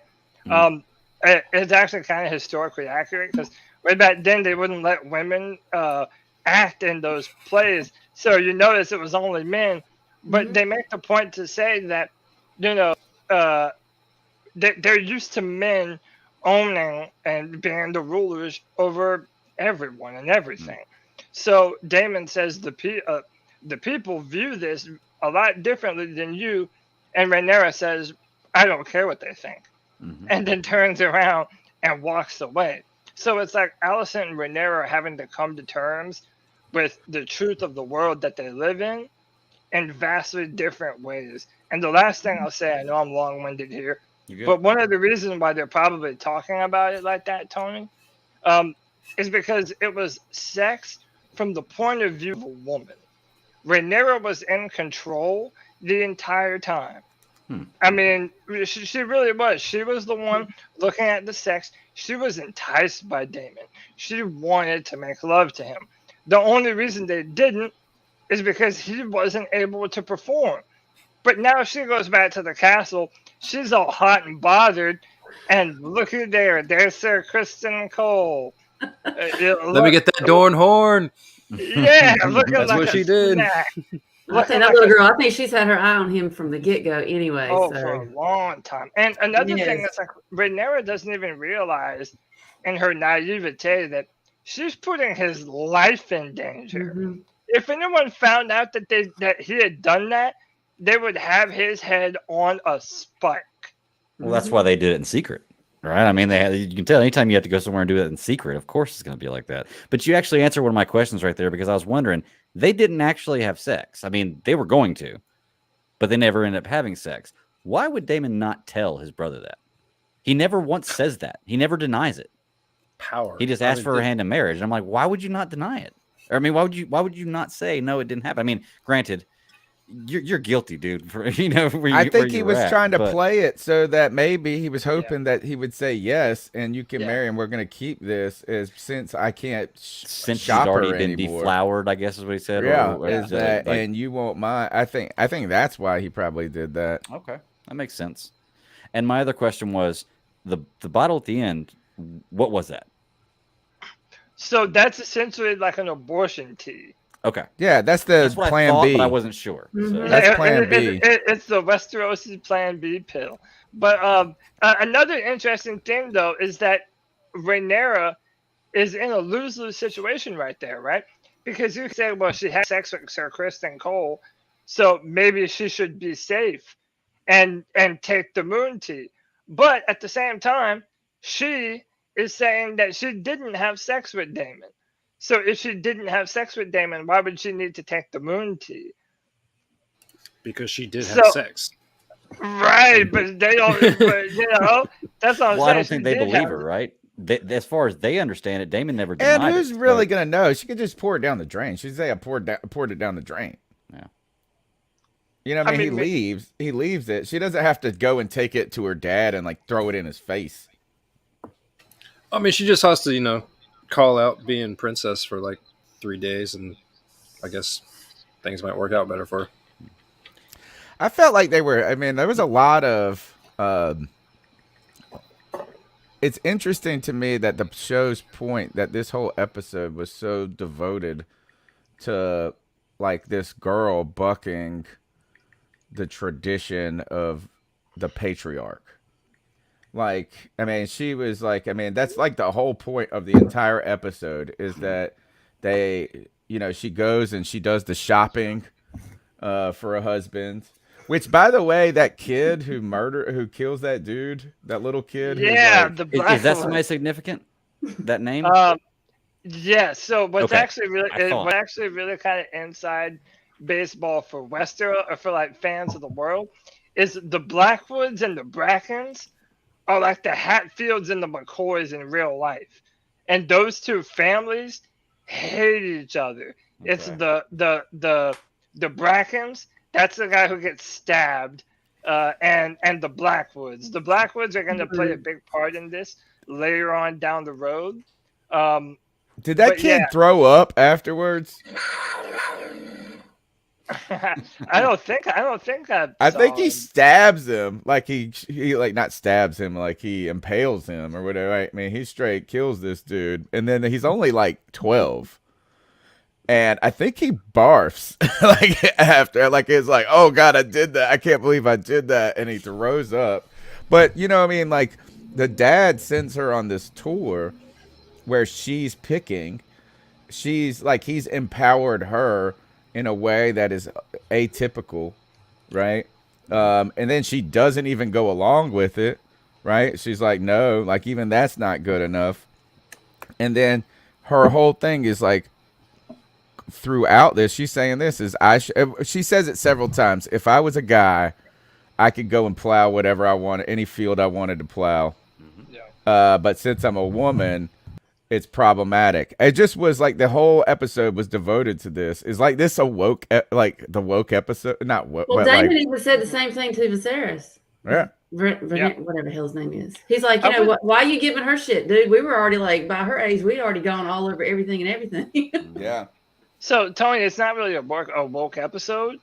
This is really at the heart of the entire show, is a woman and her right to rule, and what agency she does have, because women, they don't rule, and that's part of the point of this show. Like, but they do in many ways. Like, I think that's like an overblown narrative, but it's behind the scenes. What he's talking is more of like a blatant, like you will have a king before you will have a queen. Yes. True. But historically, is like the patriarch exists more in the lower classes of society in history. I mean, there have been times like, if this is kind of built around like European ideas of monarchy, right? Which in some ways, kings and queens, that's like really a very Western civilization theory.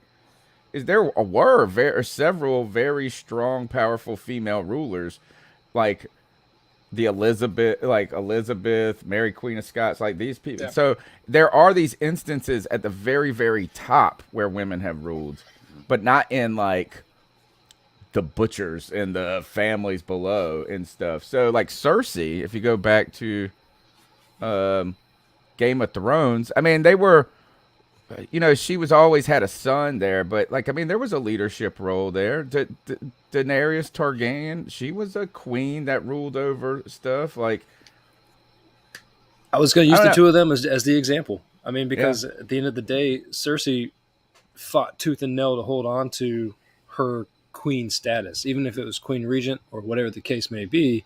She fought for that with her kids. She fought for it when her kids were gone. I mean, it was constant up to the point to where, she felt like she had no more moves left. But the entirety of Game of Thrones is a Daenerys story and her struggle to get back to where she was. Because, I mean, that happened from the very beginning, even all the way to the end. So I get what you're saying. Like, the conversation is twofold, up here and down here.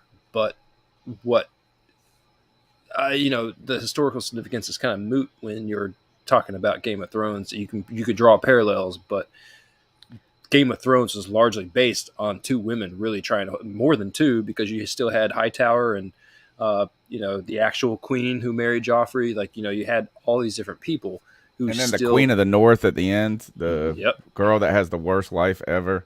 And to be fair, Jay Stubbs brings it up at the point that Game of Thrones is 200 years later. So while there are these powerful women we're talking about in Game of Thrones, maybe this is the start of that movement for women to become more powerful. There's a male heir. They're going to go with the male heir. And in this particular instance where there wasn't a male heir, he went on and chose his daughter as his heir. And now it seems like there's going to be a question because now he has boys.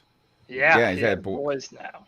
Yeah, I mean the whole episode is devoted to gender identity and the patriarch and ruling. And with her, I guess I was just more struck that like she was so like she didn't get that that's the way it worked.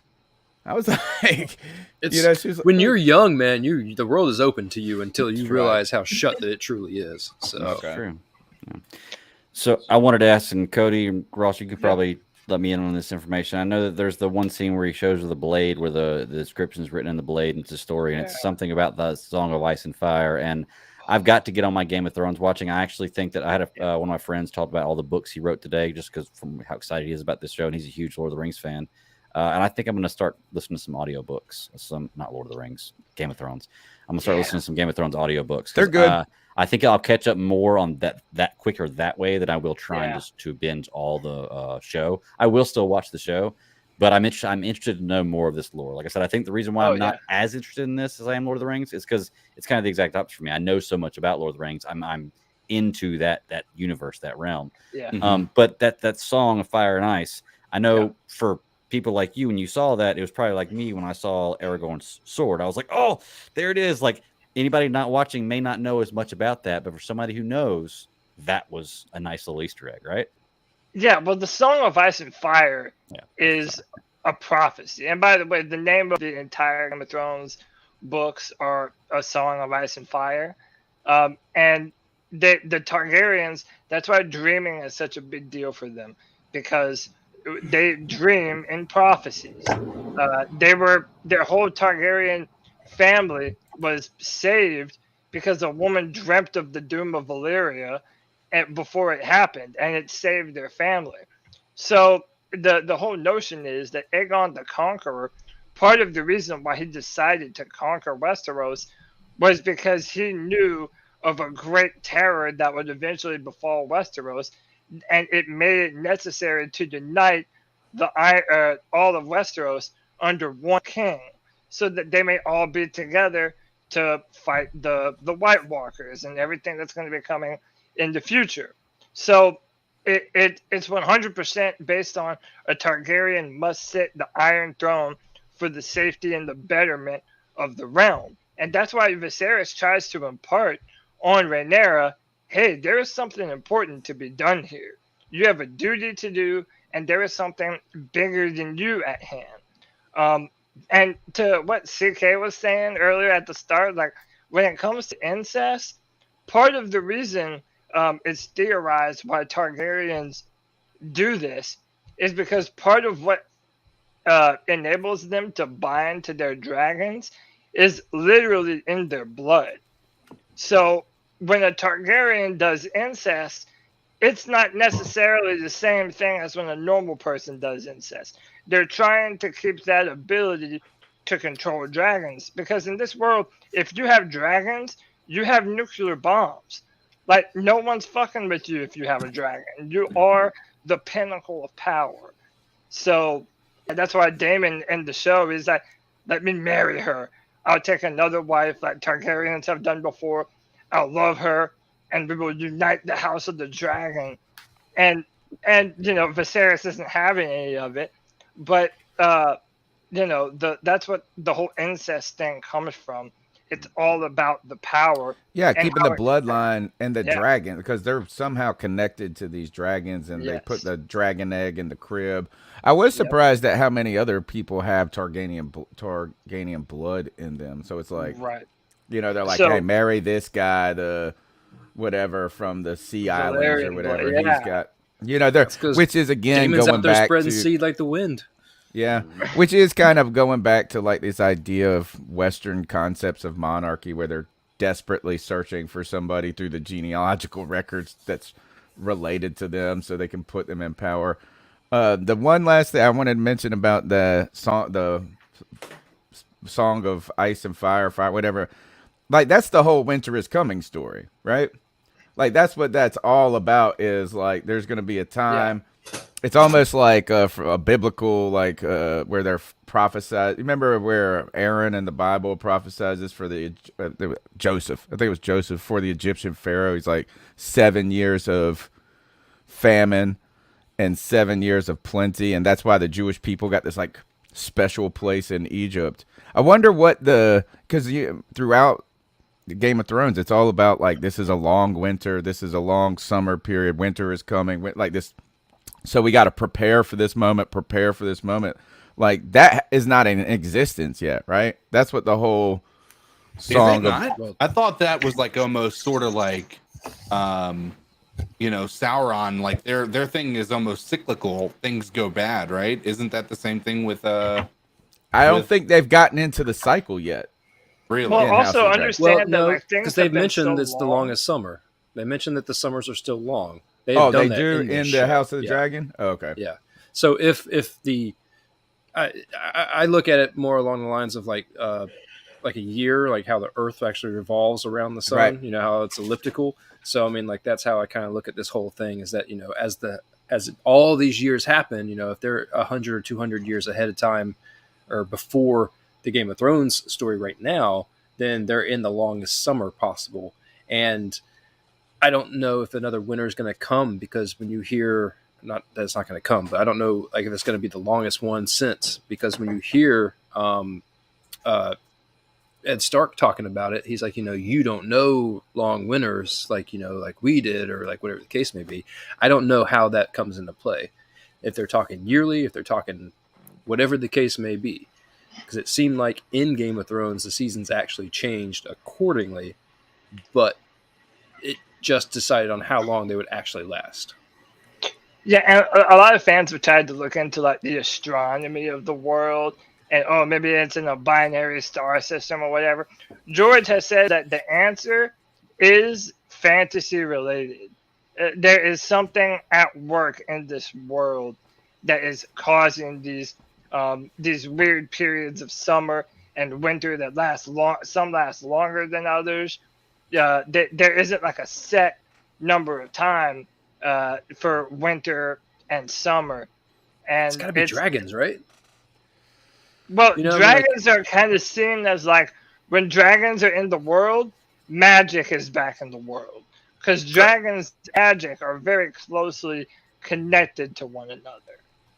And for the actual the most on the nose interpretation of Song of Ice and Fire truly is, that magic of the dragon versus, the fear of the death of the White Walkers. It'd be like it's ice and fire, and so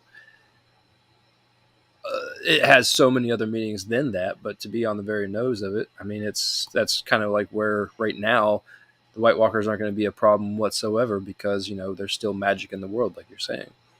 Yeah. And the house words of House Stark, or winter is coming. Like the Starks, they live up north. It's hard living up north. Like the north is considered a world apart from the southern kingdoms. Like the southern kingdoms are considered like the little pompous knights with their nose up in the air, whereas the northerners are hard and like they go through hard winters. Where people die in their own castles. I did want to mention this before I forget. The Valerian language that they came up with is freaking beautiful, dude. And the fact that Rhaenyra and Daemon did a whole scene speaking back and forth to one another in high Valerian, dude. Do you think they just made it up, like they were speaking in tongues or something like that? No, they had that.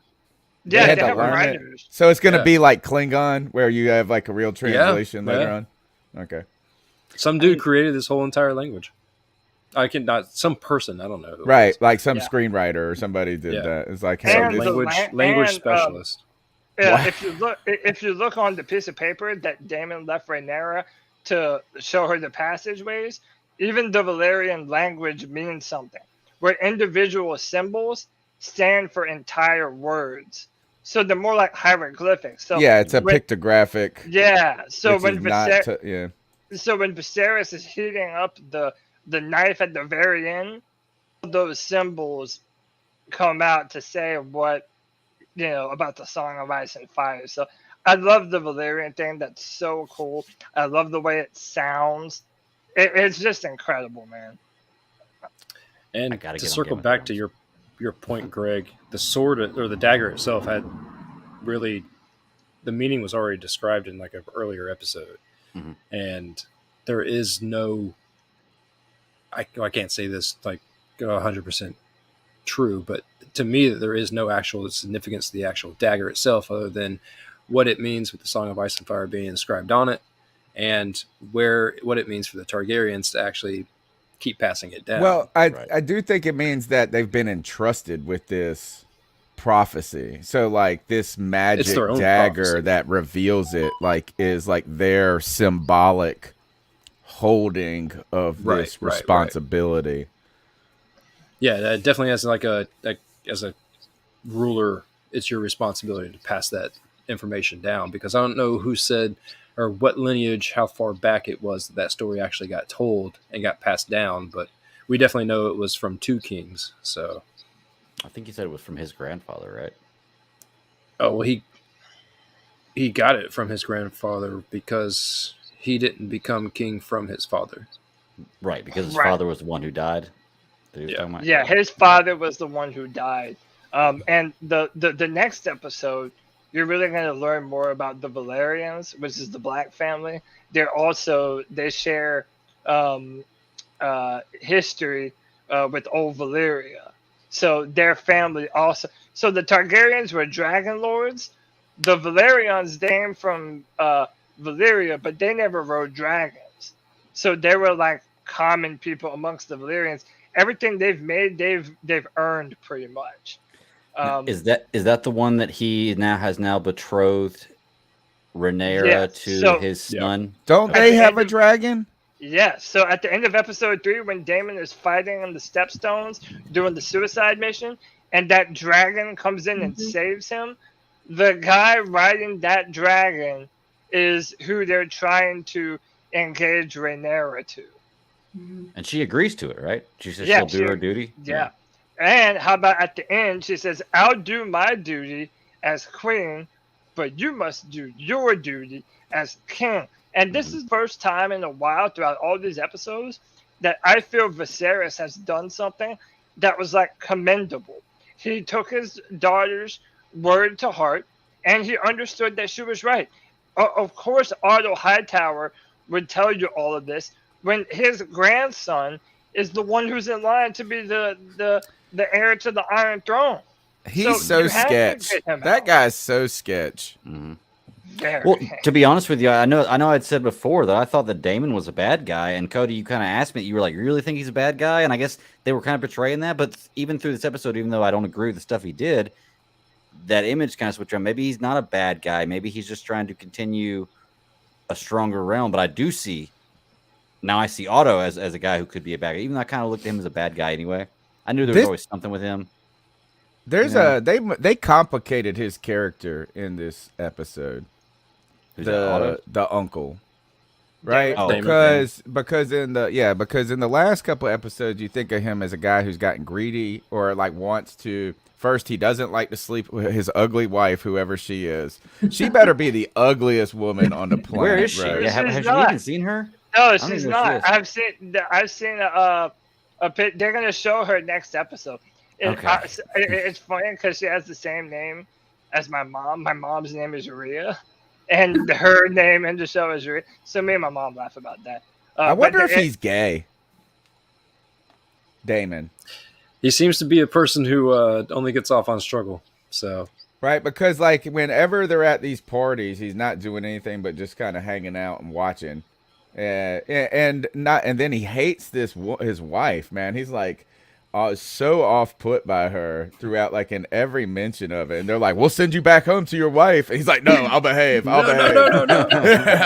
No. But in the last episode, you see him pairing with that merchant dude, the guy with the white hair and the dreads or whatever, and the sea people, and they're going to fight the crab, whatever, King or whatever.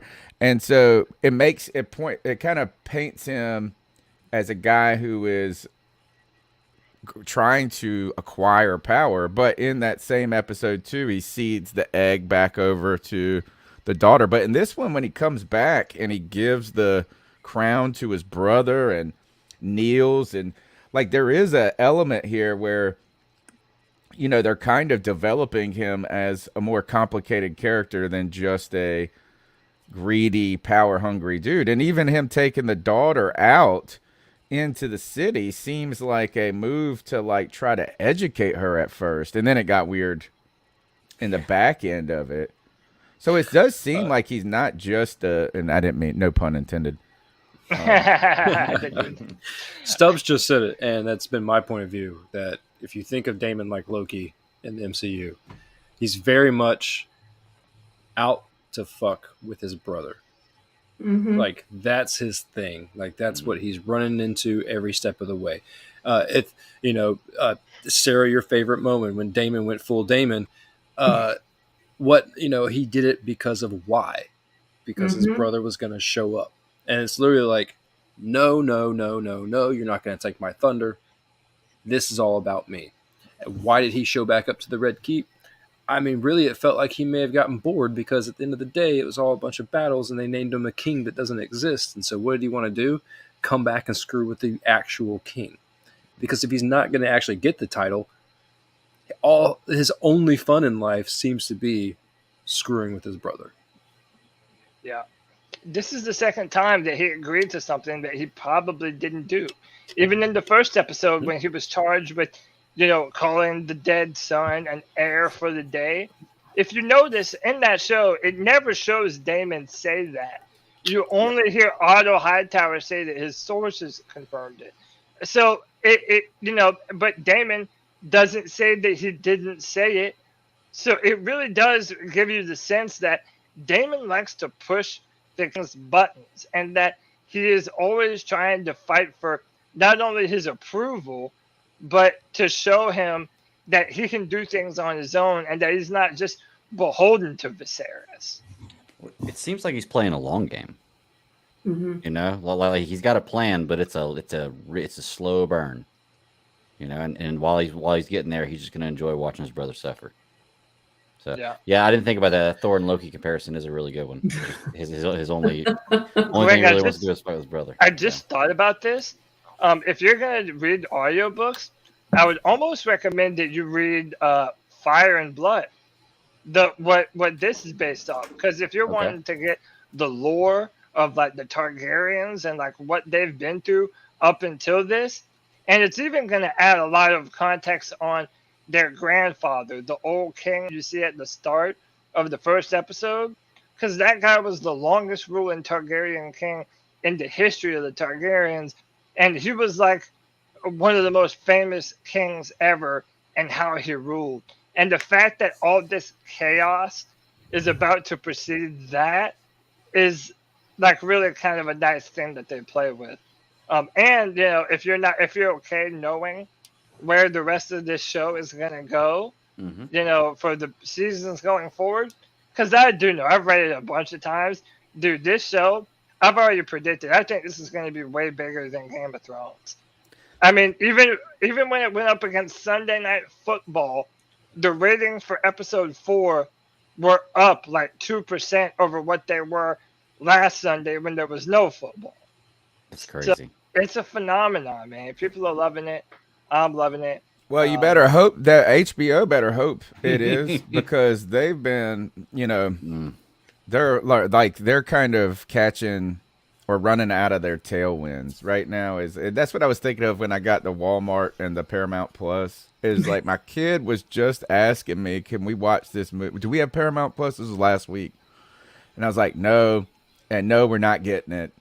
Like I got too many. I already got Hulu, Disney Plus, and Netflix, and I got my boys' HBO login now. Disney Plus. Yeah, like I can't have no more streaming services. But can I give you guys like the one if you want to pirate everything? Is that like welcome on this show or not?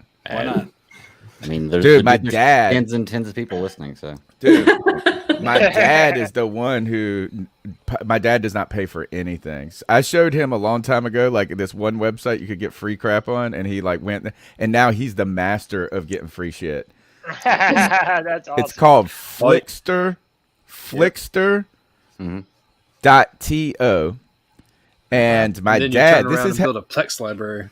This is how good it is. Like my dad even pays them for the subscription now, which is like $25 every 6 months or something, and you can get every single thing. There's nothing. Actually, I've only run into one thing that wasn't up there, and I told him, and he comes back to me a week and a half later. He goes, "It's up there." Nope. That movie, Nope. I haven't seen it yet, but like somehow, what is it? Not Peele. Jordan Peele. Like, man, they did a good job keeping that from being pirated. But Flickster.to, Filxtor, is that's how you spell Flickster, and it's got everything and great quality. Always works. You can use it for free, but anything that's older than 6 months, you don't get on the free one. So you get all the new crap, but you don't get like Game of Thrones or something like that. Okay. And this is all brought to you by your favorite VPN provider. Yeah, definitely. Well, it's funny, Tony, that I remember when streaming first started getting really big, I bought like Fire Sticks, and I would jailbreak a Fire Stick, and it's just easier to pay for the platform. Yes, no, that's how I am. It's just so much easier just to pay for it and have it there, because I'm not going to cancel my crap, because like the only way I get to do that is I got to hook my computer up and do all that mess. Anyway. I'll only do it if I don't want to pay for a 7th streaming service. Like that's my thing. Yeah, that's my thing. You already pay for so many of them. It's like I'm gonna add on another one just to watch one show that I'm trying to see. No, then I would totally go to that website. Which I think that is kind of cool that they're starting to merge a little bit. Like you're gonna get, like finally, maybe Bundle Netflix packages should acquire somebody. Well, I'll tell you, I actually just found out a bundle package the other day, because I'm not paying for ESPN Plus, but I do have Hulu and Disney Plus, and collectively together, I think that's like $23 or $24 a month. But if you're a Verizon member and you have a 5G plan, you can get certain 5G plans. You can get the Hulu Plus, Disney Plus, and ESPN Plus bundle for free. And then if you have just a regular 5G plan, you get it for $6 through Verizon. I've been telling you this forever, man. Yeah. I've been telling you forever. We have Hulu Live TV on here. I told you about the Walmart Plus and Paramount thing, and then I also kept telling you about the bundle through Verizon. Yeah, Hey, I if only you have pay, AT&T Internet, you get free HBO. yeah, but I need to look into a new internet provider. But I don't know. I don't know why. I just I think I only pay like $3.99 or $4.99 a month for Paramount Plus. It's not expensive, but I never It's really checked the bill. $4.99 for the It's on commercial auto pay. version. I don't mind commercials. I grew up with commercials. I'm not going to pay extra money to not see commercials. I'm okay with seeing a commercial, even though the I I commercials don't are know, stupid. man. I'm from a dis- different era. I hate them. I grew up with so commercials. much. I'm okay with it. They That's my make time to get up and go to kids- the bathroom or go grab a drink or something else, you know? Dude, a part of my soul dies every time I'm right in the middle of a show. And hey, let me tell you about that contacts. Dude, my lenses. kids, Cody, my kid, my oldest son, he goes, every time I find a show and I Google it to what streaming service it's on, he said, I pray it's not on Hulu.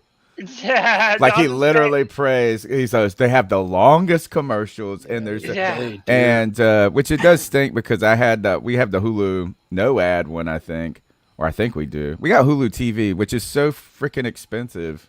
It When we is. first got it, it was $40, and now it's like 65.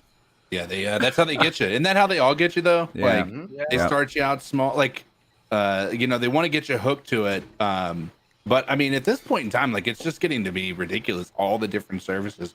I'm just ready for a company to come in and be like, all right, I'm going to partner with you. I'm going to partner with you. But it's going to take every single it's going to take major dips in their actual, I guess, customers. Netflix has got to do it. They got the size. Yeah. Well, I mean, what I'm Netflix saying about is to like, screw over their customers. yeah, what are Because they they're doing? going to the ad-based one. Yeah, I was just talking today. They're talking about going to that, and they're like, it's going to be cheaper. I'm like, what's going to happen is that they're going to raise the prices on you not having to pay for or not having commercials. So it's your commercial-based version is going to be what you pay for right now. That's Yeah, what's I gonna mean happen. they're going to incrementally raise that one. The other thing is the Netflix guy said too is like they're going to try to I think start moving away from dropping all the seasons at once and incrementally, which I can see the benefit of in many ways. But there's something great about Ozark coming out and just watching Just all. being done with it, bro. It's just like I'm going to lock myself away for the weekend. But then you're like, I'm not going to watch it for another year. Then you got to watch it a second time though. Yeah. You know what they could do, and if they do this, you guys have saved this video because I'm copywriting it. They could do like where they'll say, "Listen, we drop the free episode every week. We drop one free episode every week. If you want to watch the whole thing, you can pay for the season up front, like if you'd like to, and then that still gives the people like that don't really care to pay the money but are still interested in watching the show the option to do it. But they're still going to have people who want to be the first ones to see everything." They did that structure with movies, and it had ups and it had downs to where it's like, when the movie came out, you can pay for it right off the bat. Do you want to pay $20, but yet you can't own it, but you can only watch it for 30 days? Because it feels different when you do a show only a little bit.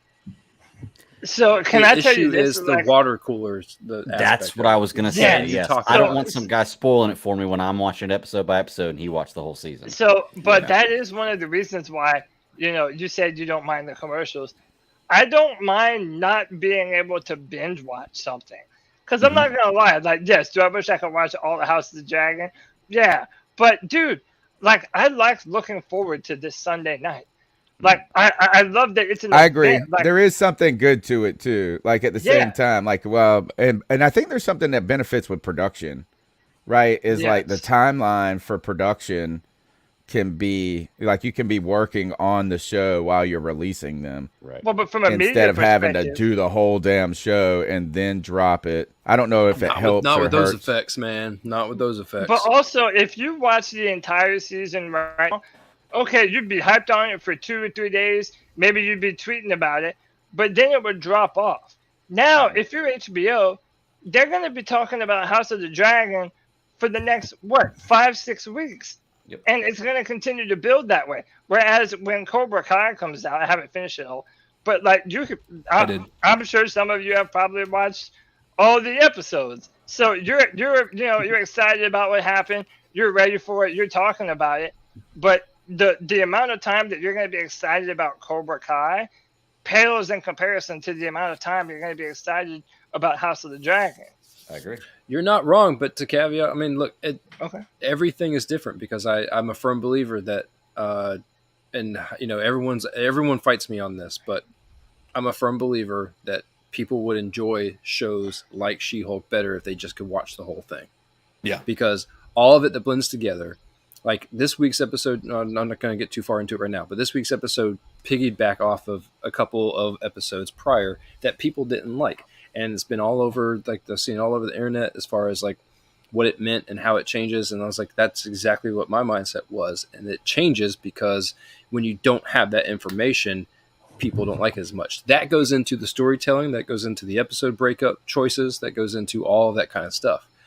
The beautiful part is that something like House of Dragon or Rings of Power can tell such a long, well-made story for one season, and that's what makes these things so good and why they can carry episode week to week. Same like Witcher's a prime example. Witcher, you could watch that whole entire thing week to week. I think it carries out perfect, but they dropped the whole thing anyway. Is that a result of it being? Is the She-Hulk? I mean, I guess you can't say that because some of the other series have had some pretty good success in doing the weekly drop. But do you feel like She-Hulk is handicapped by the Disney formula of being family friendly and all this stuff? Yeah. Do you believe that is a hindrance to what it could be if it were to be, done in a way that I guess is more 21st century? I think there's a humongous communication error that's happening, and because just like the last show they had, Miss Marvel, it stunned critics and like it was all topping charts everywhere, but yet it was all getting bad press at the same time all over the internet and social media. And when you take She-Hulk as the next show to come out, it's already following a trend that like a last show brought with it, and right. I think that what was that show that preceded it? You mentioned Miss Marvel. Oh, Miss Marvel. And Miss Marvel was really good. Like I really like the cultural look, that everything they brought into it. All of these things are different. Like what I love about them is that they all tell all these crazy different stories. I don't think Greg or Sarah were really keen on watching Hawkeye, but coming out in the backside of it, it was only a 6-episode show. But I mean, it was funny and for what it was, but at the same time, like it wasn't massively world changing. Yeah. Most people's perception comes from, like we were talking about the MCU stuff earlier. I hold true to the fact that people think the Infinity Saga needed to keep happening, whereas now they're trying to tell a different story. People can't get past that fact. I like the Boys formula where they drop 3 episodes and then go to the weekly format. Yeah, that's happening all over the place. I kind of think that's how they're all planning to do it now. That's how, I mean, Lord of the Rings put out 2 episodes. Andor's doing it too next week. Andor gets 3 episodes next week. Yep. I feel that's kind of like a best of both worlds type of thing. Yeah. It's you get to binge a little bit, but at the same time, you're still gonna have to wait for it. I think that's probably what they'll do going forward. And I think there's one other thing you can do, and I'm sorry, I started this tangent. I apologize. We chase squirrels, man. It's no big deal. I apologize. I heard this before Kevin Spacey got kicked out of Hollywood. I heard him give this talk about after the House of Cards, and House of Cards is the first Netflix produced show and immensely successful. And he said this is that the House of Cards people, the writers, what they wanted to avoid was the network formula where you signed for a pilot. And then if the pilot hit, then you got 2 more episodes. And then they would see if those continued to draw interest. And then they would sign you for the season. What they said that this did is he argued that it forces you as a writer to do certain things, which is introduce the storyline, the characters, and so much in a very rushed fashion. Like you have to try to get people, so you can't slow burn in times where you need to slow burn. You have to, and at the same time that was coming out, the same time I heard this speech, that show Gotham came out, and I watched the pilot to Gotham, and they introduced like 12 characters in the first episode. It was just like overload. And I saw it, and so what they did is the Netflix writers for House of Cards, the writers for House of Cards said we want a whole season guaranteed so we can write it the way it should naturally come about. And I think that when you just give us the one episode to start with, maybe like She-Hulk, is like you have to grab us all, and you got to do so much in that first episode for people who aren't just in love with it just to be in love with it. That it kind of forces the issue a little bit. Yep. And like they changed the game massively because it was also the point to where you need to put out quantity, and that quantity better be quality also. And that's why Netflix.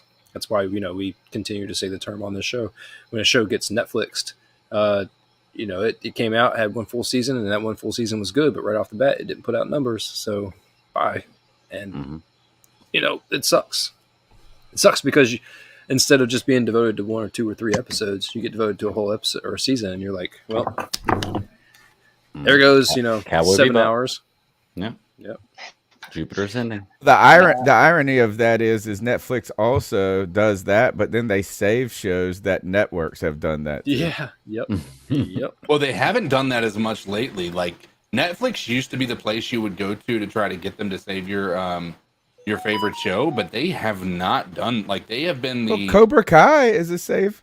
But that's a Netflix production, right? No, It started as a YouTube. It was the first season was done by YouTube, right. and YouTube was Google was doing Google things where they try to do something, and they're so schizophrenic that they just can't commit to it, and they didn't realize that they had like the best story. Sorry, if this might be a good time to segue to Cobra Kai. I was going to say, if y'all want to talk about Cobra Kai, we can go ahead right into it. Like, I'm cool with that. I cannot believe how good the writing is for Cobra Kai. So I haven't finished all of Cobra Kai. I'm only on episode 7, dude. Only on episode. I've watched 6 episodes. I'm on episode like 2, I think. So I'm incredible. I'm about to start 3, so I haven't watched, but I don't care about. I watched the whole thing. Yeah, I'll binge it that Saturday. Can I say something about like this show? It is so like the writing is so good, but from a nostalgia standpoint, right? It's not like it's acting that is intended for like an 80s like style acting, right? They aren't great actors. Yeah, it's not great acting. Badass, exactly. But it's like so good.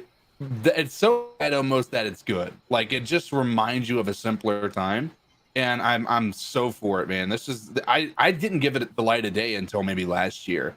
Right after the last season dropped is when I started actually some effort to watching it, and I have been blown away by how much I've been addicted to this show.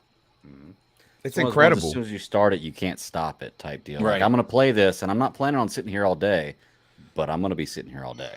See, I think that the first season, I think like the nostalgia thing does exist, right? I mean, if we want to talk about like why people like Mavericks or like that movie so much, is like there's a nostalgia for Top Gun, right? That made me, I'm gonna like this no matter what, no matter if it's good or bad, I'm gonna like it.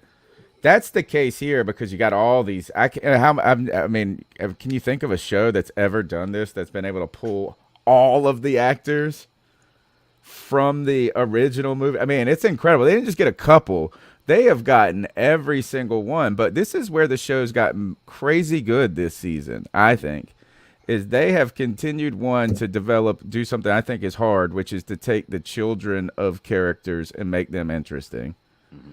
You know, is like have those characters be compelling as the parents were.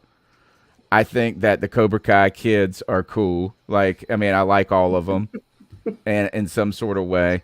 But I think the real thing is they were able to develop this crazy storyline of the Cobra Kai Kreese, John Kreese, and then now the Silver, and all of these, like, in a way that it was kind of there in Karate Kid.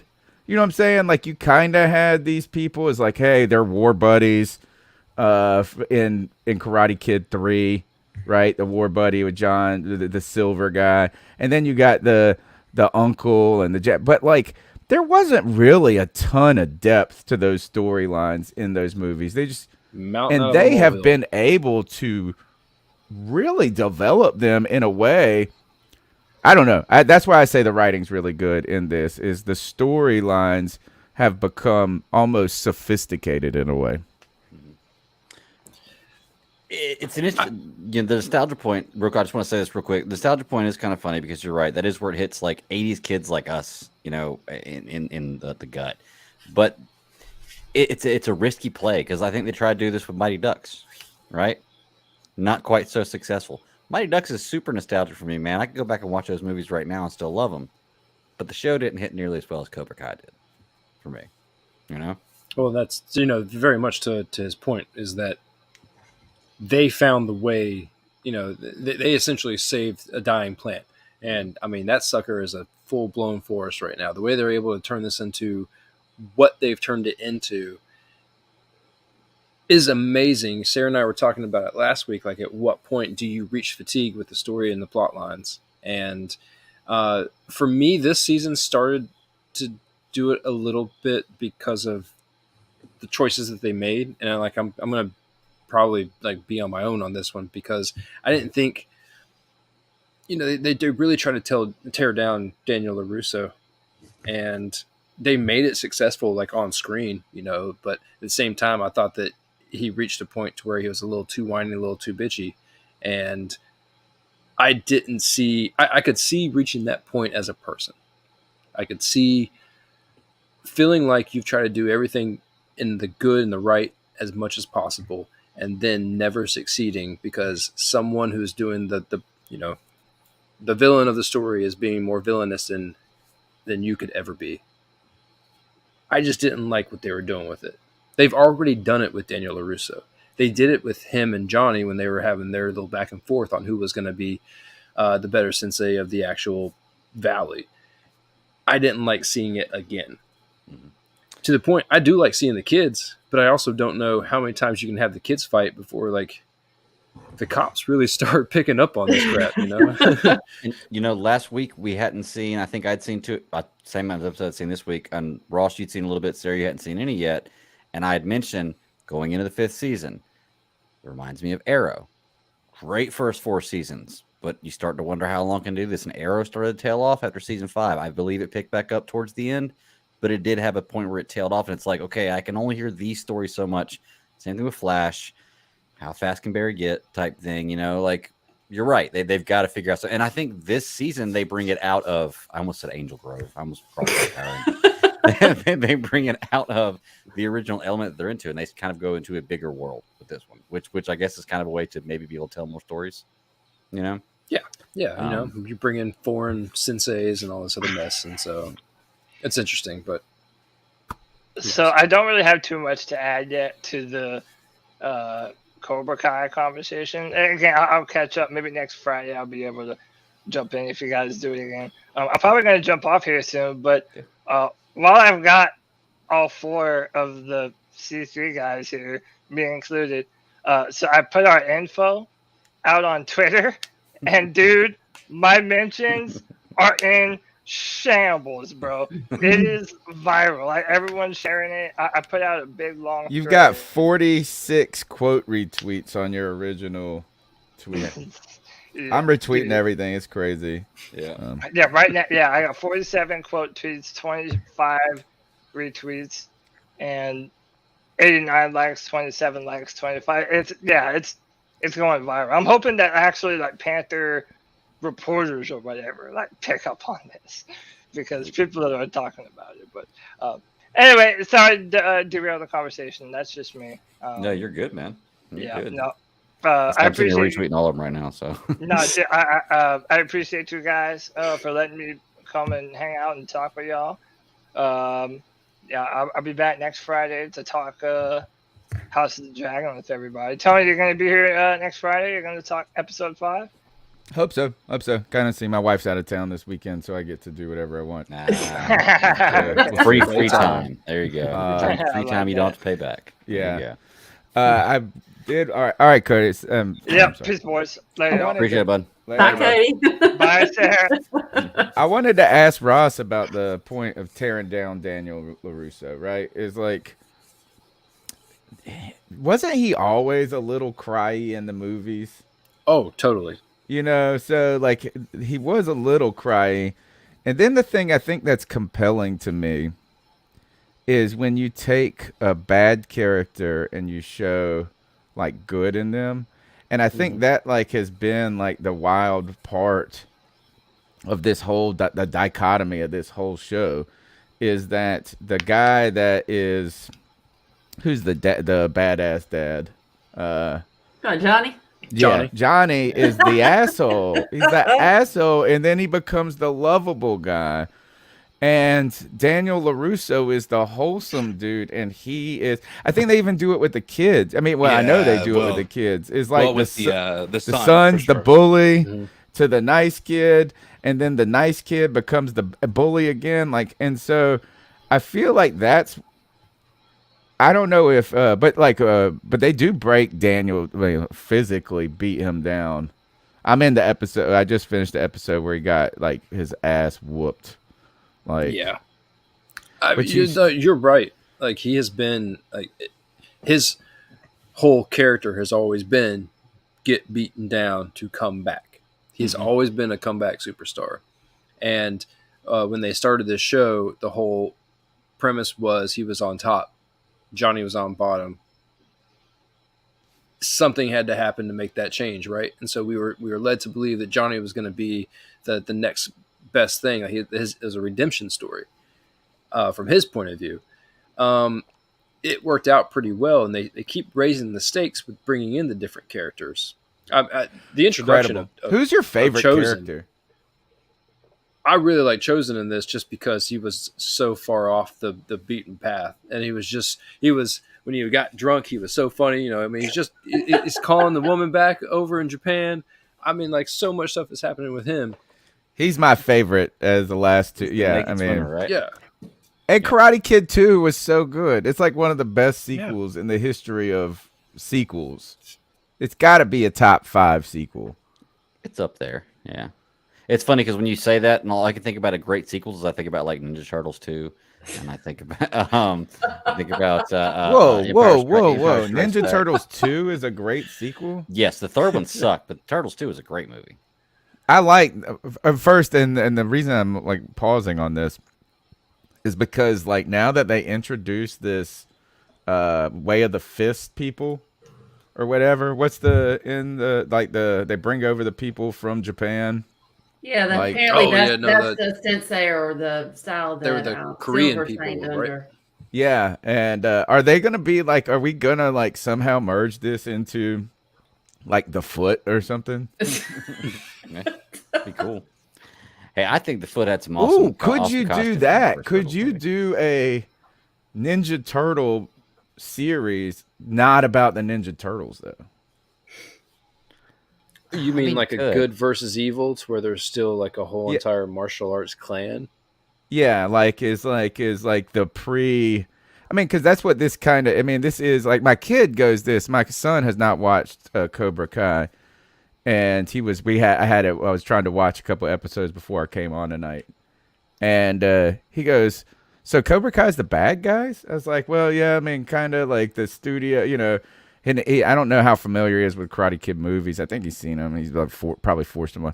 But he was like, "Why would you name the show after the bad guys?"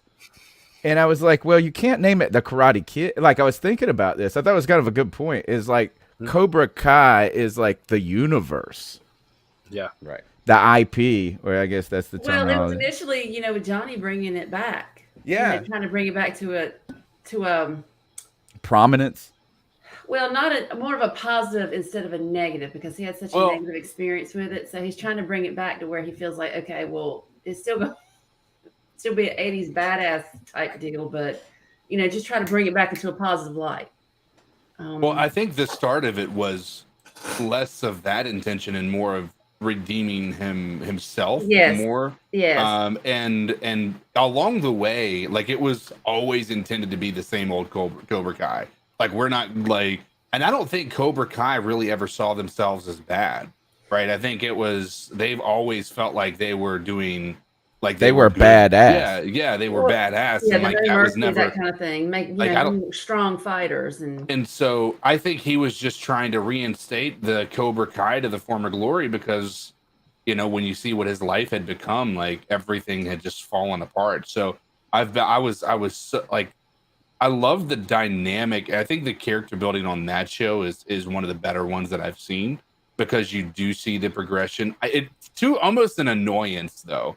Like that's one of my pet peeves with the show is how often these people flip back and forth to like being a good person to being a bad person. Like Miguel being like this really sweetheart, but he's in Cobra Kai and so he's an asshole, and like how often these kids just hate each other and it's always a misunderstanding and they can never take time to actually understand one another. Like it's just and nobody gets arrested. Nobody gets arrested. Yeah. Like people like dude got, well, I guess they did arrest his son after that, but like got kicked off of the escalators, broke his back basically. And that was like, all right, you know, I think we should probably shut down the karate at this point in time, guys. Like, but yeah, that didn't happen. But yeah, but that's also the beauty of an 80s show like that, you know. That's where I was saying like it's almost a good thing to me because it's so nostalgia based for me.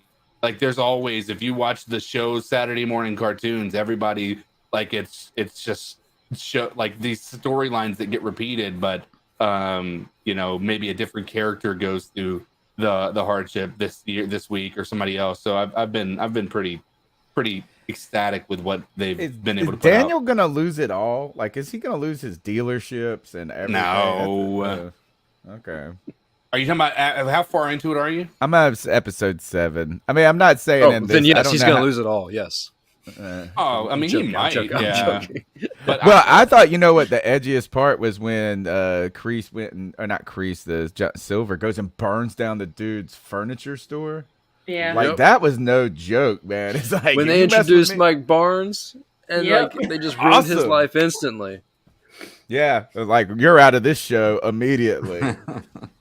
How much is this couch for you? $2,000. Just know he comes back. He's not. They didn't just do something like they didn't bring him in to introduce him to ruin his life. I mean, he does have a part in the final episode. I guess what's awesome about this is they found a movie that's so iconic, and the actors who were in the movie did not go on to have good careers, except for the girlfriend who was in The Boys, and I mean, I guess she would be the most successful out of all of them. And the fact is that who is LaRusso? What's his real name? Ralph Macchio. Ralph Macchio. The fact that he had this instant, you know what? He was in The Outsiders. He was in a few, like he had this kind of 5 or 6 year stretch, but he couldn't hold on to that muster. So that's, I guess, how they're able to afford all these actors is because they're all basically B, C actors now in their life, and that's why they only had the girlfriend in for 1 episode or 2 episodes. Probably. Sarah, you were saying something a minute ago. No, I was just gonna make a point. You know, it's this hits a lot different to me now because both my kids are in karate, so I'm actually in a dojo and see how things are going on, and it's crazy. So I kind of understand why these kids have the thinking they do because they're like their own little family. And it's crazy how, you start with Cobra Kai, then you have Miyagi-Do, then you have Wolf Fang. So, I mean, it's like, you have all these little, and that's the one thing, I kind of tell my husband when we sit there and watch our kids, I'm like, is this like karate? Is this like really like Cobra Kai? Because this is some crazy shit going on right here. Especially their senseis like trying to show them like, oh, you need to do this in case you get in a fight and blah, blah, blah. So, I mean, it's really funny how I have a different perspective. Because just seeing it as a show, but I can see how the interactions. I can see how this stuff happens. So it's just really interesting. It's just kind of like a real world perspective, so to speak. Oh yeah.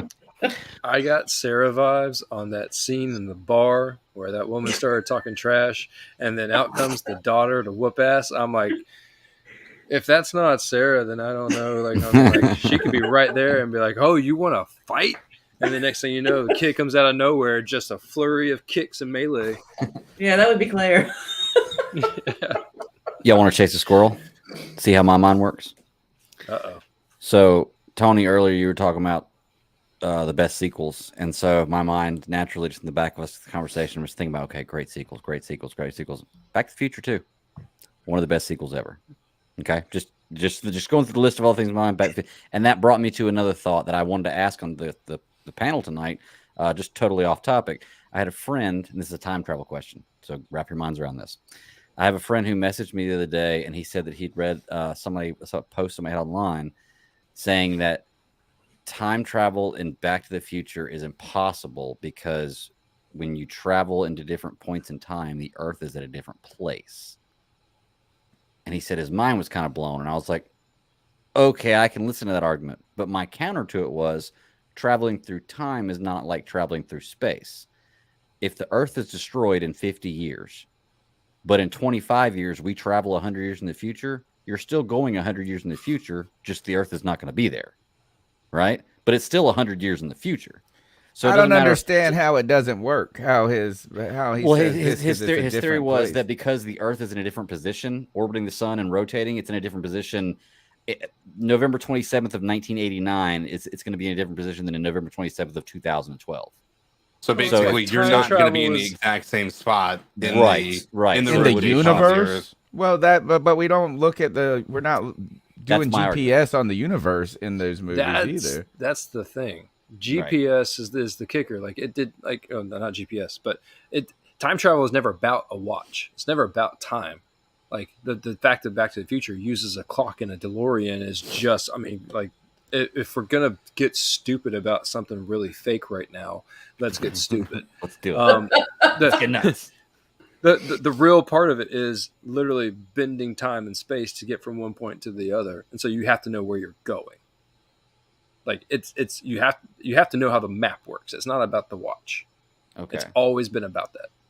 And that's why when they talked about like time travel and like in game and it's all about it's about moving through time. It's not about like just figuring out, hey, I want to go to like 100 years in the future. Boom.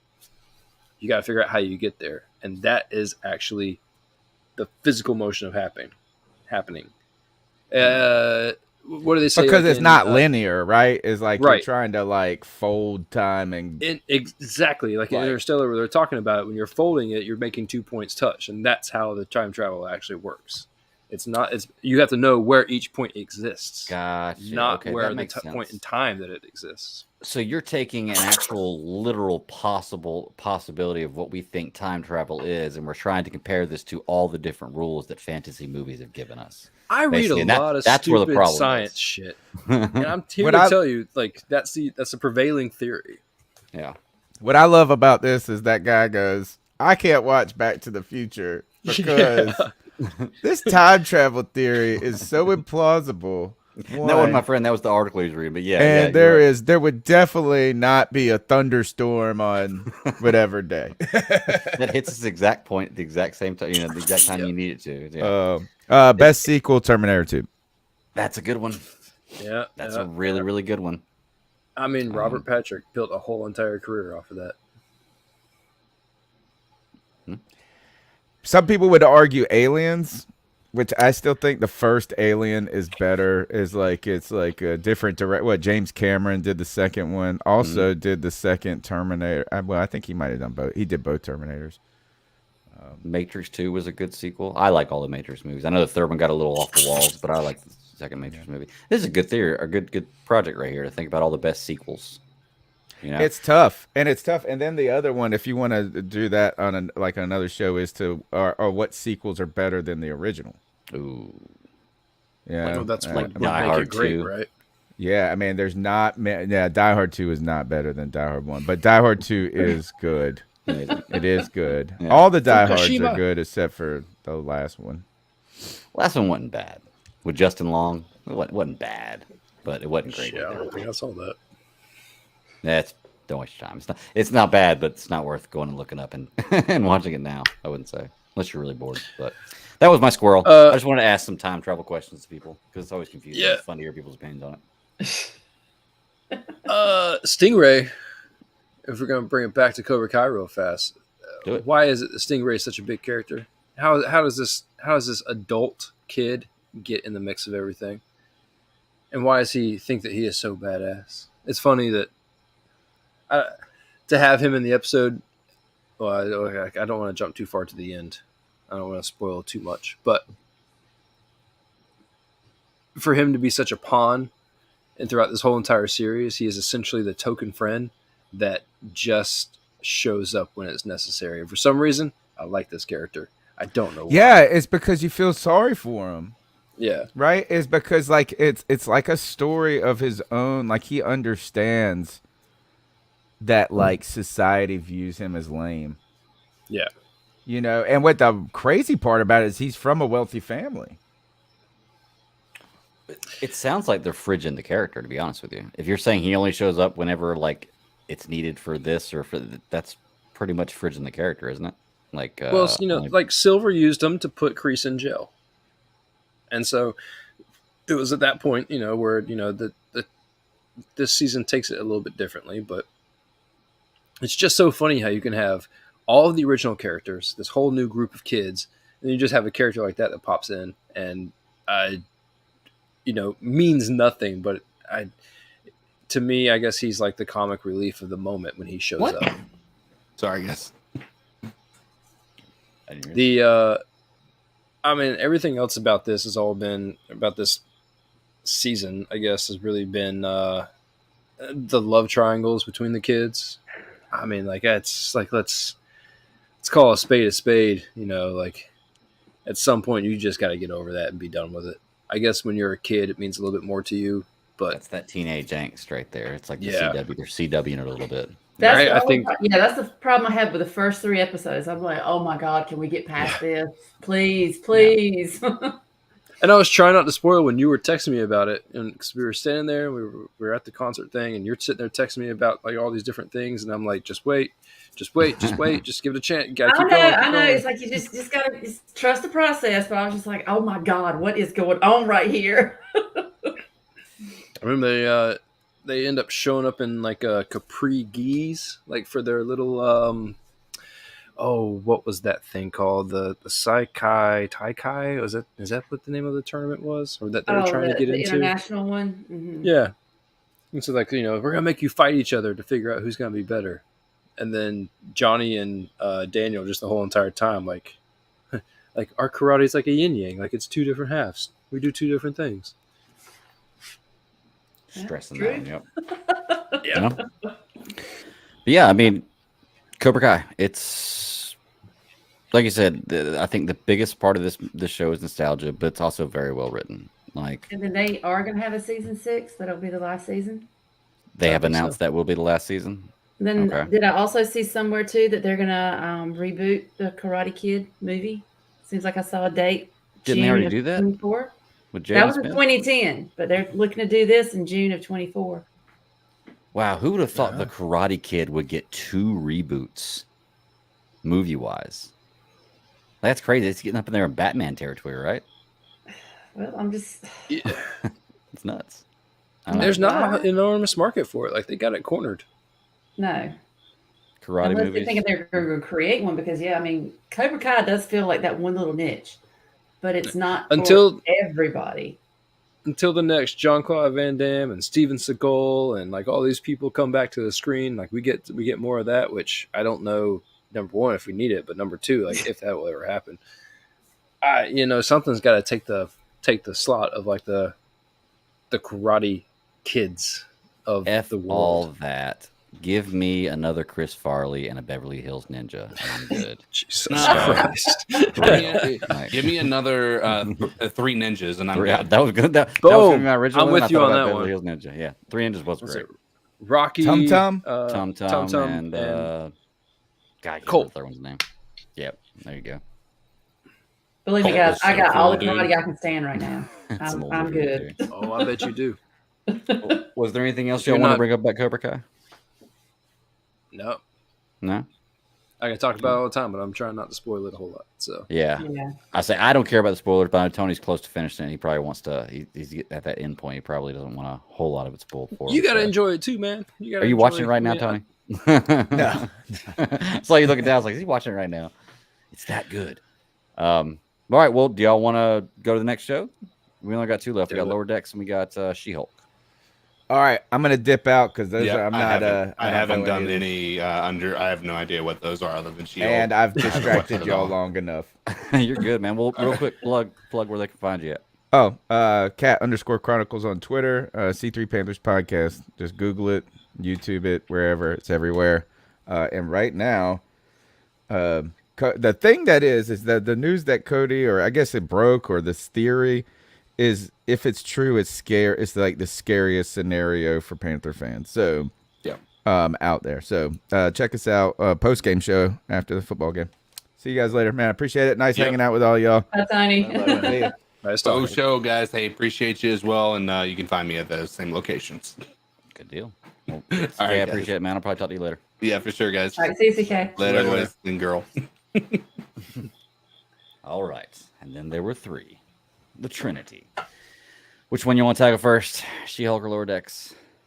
I want Lower Decks. Okay, let's do Lower Do Decks. it. I want Lower Decks. Laugh out loud. Love this episode. I watched this on my lunch break today. I'm literally sitting in my mail truck just laughing while I'm watching this episode. I love this show. Oh yeah, absolutely. I mean, it's just great. It's see what did I say? Boimler was just being Boimler once again. Anti-gravity man. Oh yeah, what is it? Protector of the Lower Decks. Yeah. That was one of my notes. I was like, oh really? Okay. You end up in the deflector. Okay, whatever. Yeah, and then you have Beckett being Beckett. Mm-hmm. You know, because it's.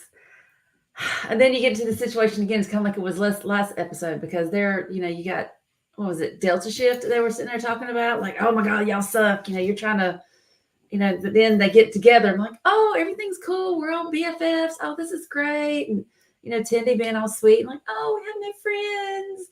And then of course, then they fight over it. But anyway, so, but yeah, I just love the way this episode started. Oh yeah. Especially with the captain coming through there because it's like, don't touch the masks, don't touch the artifacts, don't touch them. So she just comes floating through the, I guess the barracks or whatnot, and they're just like, oh, okay, and it's nothing new, just business as usual. Is she turning everything into like a temple? That's what it looks like. Yeah, pretty much. It was like whatever this mask was doing, it was like it was recreating, I guess, its environment. Yeah. And poor Boimler, he just tuned that violin and it turned into like this little, he's like, oh, I just tuned that. But another thing I thought was really funny is the way they characterize like the engineering crowd. Mm-hmm. Yeah. It's just like, they've got to be doing something because I think, what was it? She said, like one of the statements is like when the captain was like, and I'm kind of going forward, but this really stuck into my head. And I think I've kind of said this before too, is she was getting so mad. She's like, y'all bunch of Genie Jordan LaForge. And I was like, see, there you go. I heard her say that today and I was like, oh, I heard it. And I've kind of said that before because I kind of like with Rutherford, that's who I kind of compare him to. Like I said, I think it's like a combination of Data and LaForge is because, you've got the human and the, kind of like the cyborg type thing or whatever. But I just thought it was really hilarious with the captain's like, you guys have got to relax. You've got to relax. So then you go, to like this resort type whatever. And the things that you saw that were so hilarious to me is like, I would so be in that room with that Klingon throwing swords. Yeah. Oh yeah. That would, Batless. I would like that. That would be me. His time's been up, but we were afraid to tell him. Yeah. Yeah, exactly. Yeah. But it was really interesting how, you had all the engineers and, they were like pretty chill. The next thing you know, he's like, oh, they're like working on something or this. And then the captain's just like, I don't believe you guys. She had like a massive meltdown. And I'm like, you know what? I get it. I 100% get it. She had a black band, right? Yeah. I mean, it was like, and then of course, leave it to the engineers to come up with a solution. And then whoever Was it just me, or was like the third arm, the three arms and the three legs, like really just that was like throwing me off? You know, I'm not gonna lie, it looked weird, but while I was watching it, I was like, that would be so cool if that was real. Like if people had 3 arms and 3 legs, like, that'd be so cool. Maybe somewhere. No, I don't know. I think it'd be pretty right cool. up the middle. Right up the middle. Yeah. Think about how easy it'd be to jab somebody. You could jab and hook at the same time. My hands are out here. My hands are out here. Yeah. I don't know. It was hilarious. It was absolutely hilarious. It was to be a 10-second repair, and then like to fix all of her problems. The whole reason why she wanted to come there in the first place. Mm-hmm. That was just stupid funny. I mean, like it was absolutely hilarious. Mm-hmm. Like we could have done this. You just didn't let us do it. We were overworked. It's so ironic, basically. Mm-hmm. It's so ironic. Yeah. It's like you go through all this to, and then well, I love how they're the whole engineers. Their thing is like that's how we de-stress is we fix problems. Like as soon as they get to the place that's like the resort, they're fixing the entry door to come in. When they're in the Zen garden, they're drawing a diagram to make the ship 2% more efficient. You know, it's like everything they're doing is just engineering. They know nothing else but this, and it's like it's hilarious the way they do it. I'm not gonna lie, I would like the axe throwing room, but I would probably like the room full of puppies too. that's like that, yeah. Like, what did they say right after that? It's like you have a puppy room, but for the more deviants, like we have a cat room too. No judging, yeah. Okay. What about? Oh, let's see. What was it? Was it this episode? Yeah, it's like when they were going through the holodeck. Mm-hmm. Oh, the Shax and the Tiana. Oh, Tiana, or how do you say her name? That whole scene was great. The fact that she's just sitting there, just like, "What do you think about me now?" I'm like, "This is happening." And he's all like, "We don't ever talk anymore. You don't even ask for feelings." It's like I was dead before. You didn't even ask. And she's like, "Oh my god, can I just shoot something?" Yep. Yeah, I do. Like, fine, I'll tell you about how I lost my tail. The more I see Tana, it's like the more I love her. I'm like, yep. I love it too because they're like, "They're working things out." Yep.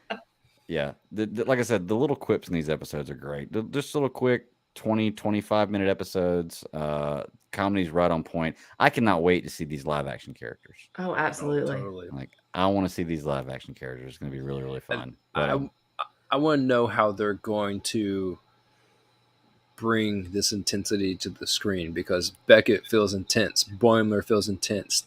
Even Tindy, when she was losing the little blob thing, you know, she's getting so pissed off, but like just the intensity of the character is so good. Rutherford, I mean, he's so pissed off at the end because they didn't get him the room, right? And he's making the logical sense. What I would have made if I was in that position, like if it's only one room, it's still much bigger than where the 4 of us live right now. Why don't we just band together and, you know, turn it into our own little pad? Yeah. I don't like. I know why they did it. Clearly, it's better storytelling, but at the same time, I felt like one of them could have come up with that very easily, and they didn't. Yeah. And then we didn't talk about the tripping part either. Where they're all under hallucinogenics. Look, it's always so fun to watch somebody trip when you can see when you're not experiencing it yourself and you can see what they're seeing. It's always fun. Any form of media you put it on, it's fantastic because you can literally do anything you want to do. It's funny to watch, you know, like anything you want, just put it out there. You know, I thought that was a really fun scene. Just all in all, man, there's 2 stories in this one. There's basically the stories of Tindy and Boimler and Beckett, and then there's a story of Rutherford, and they're all kind of separate. Rutherford's the engineer, so you get a little bit of everybody in this episode. I mean, even what's his name, the captain, the one that not the female captain, yes. Why can I never remember his name? I can't either, but you get a little scene with him. You know, so it's like you get a little bit of everybody in this episode, which you don't get in every. Yeah. Yeah. Churro boy? Yes. Yes. That was the other thing. Churros are ruined for me after this one. And I love it at the end. He's like, 35 churros, please, in an unmarked bag. It's like, well, okay. Warm. Just keeping him fresh, they said. The fact that he's voiced by Jerry O'Connell, I just love. I just love it. Yeah. I don't know. Mainly because I can see him on the other side of the microphone doing all of these lines, and it just looks funny in my head. Yeah. If I'm curious, I would imagine they're probably going to leave him out when it comes to the live action stuff. I mean, you're probably only going to get like the core 4, maybe 5 with the captain. Who knows? But Ransom. There you go. It was driving me nuts. I had to get his name. Ransom. It'd be interesting to see him, but he's too much of an overtop character. I think like him and Lieutenant Shax is the security officer. I just don't see you're going to be getting a whole lot more. And of course, you can't get Commander Tiana. So I guess they could pull out one of those costumes from the Cats show. I just don't know how well that would work. I'd rather not. They could do a good enough job to make it look good, I'm sure, but I just don't think they need to. Yeah. I had one more point I was thinking of just a moment ago about this show that I wanted to bring up. I still love the name dropping. Like I said, you heard Geordie LaForge. Mm-hmm. Even Boimler talking about is that what Riker was saying? No. What are you gonna say when you have your room? Yeah. Calm. That's what Riker says. I'm like, that's what Riker said because he's like some sort of like closet dominatrix of some sort. But then you have, what is it? TND's like, enter friends, and everyone that enters can be friends. And I'm like, no. What did Picard say? Enter? Did he just say enter? Yes. Is that what he said? I think so. There's just something about Riker. Well, it's just like how does Riker sit down in a chair? Slings that leg over the back. And every single time. Yep. He's always got that, let me tell you a story. That's how that always starts. Trying to think. How many episodes do we have left this season? This was the 4th? 4, so I would assume that they're going to do a full pack 10. Okay, so probably 6 episodes. It doesn't look like we're really building towards one main storyline. This is just kind of serial episodes every week, a little different. There's no real main storyline going on in the background that I can tell. Is there, from y'all? No, we see right now it's more like the building of the 4 of them, like they're, the lower deck crew, which, I mean, the whole show's kind of been about. But we see the captain going a little bit crazier than normal. I think they're just trying to encompass her as an actress a little bit more. The only thing that I worry about, because animation's much easier than live action, and if I know right now they're shooting season 5 of Discovery, so I wouldn't imagine it's probably too difficult to do simultaneous shows at one time. Strange New Worlds has to be at some point in production for their 2nd season.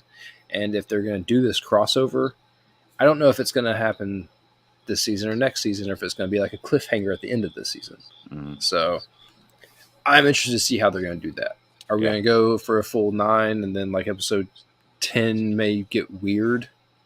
It's much easier to bring, that's my point here, is it's much easier to bring the Strange New Worlds crew into Lower Decks first and then worry about doing the live action part while they're filming the 2nd season of Strange New Worlds right now. Not a bad idea. Yeah. Not bad idea. Ooh. I remember the one more part I wanted to bring up that I thought was funny was when they do go to that simulation of the bank robbery and they're talking about money. And he's like, I think that's where people used to store their money. And they're talking about money was such a pointless thing, like with no intrinsic value. Like, it's paper. Yeah. Why would people want paper? Yeah. I thought that was pretty funny. It's like that's how far advanced they are that money's not even an issue. So we'll get there one day. How worthless it was. Yeah. We'll never get there. Not in this world. Not in our lifetime, at least. But oh no. Well, anything else y'all want to say about Lower Decks? No, I just can't wait till next week. I can't either, man. This is one of my favorite shows to watch every week. Like it's just a fun 30 minutes to sit down. I'm gonna have a few good laughs.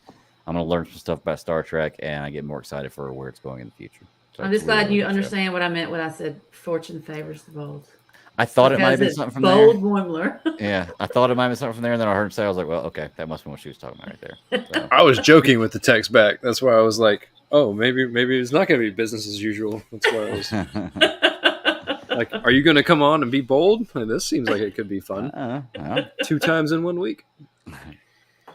Well, let's go ahead and move on. Let's knock out She-Hulk. So this is not a show that I'm enjoying thoroughly.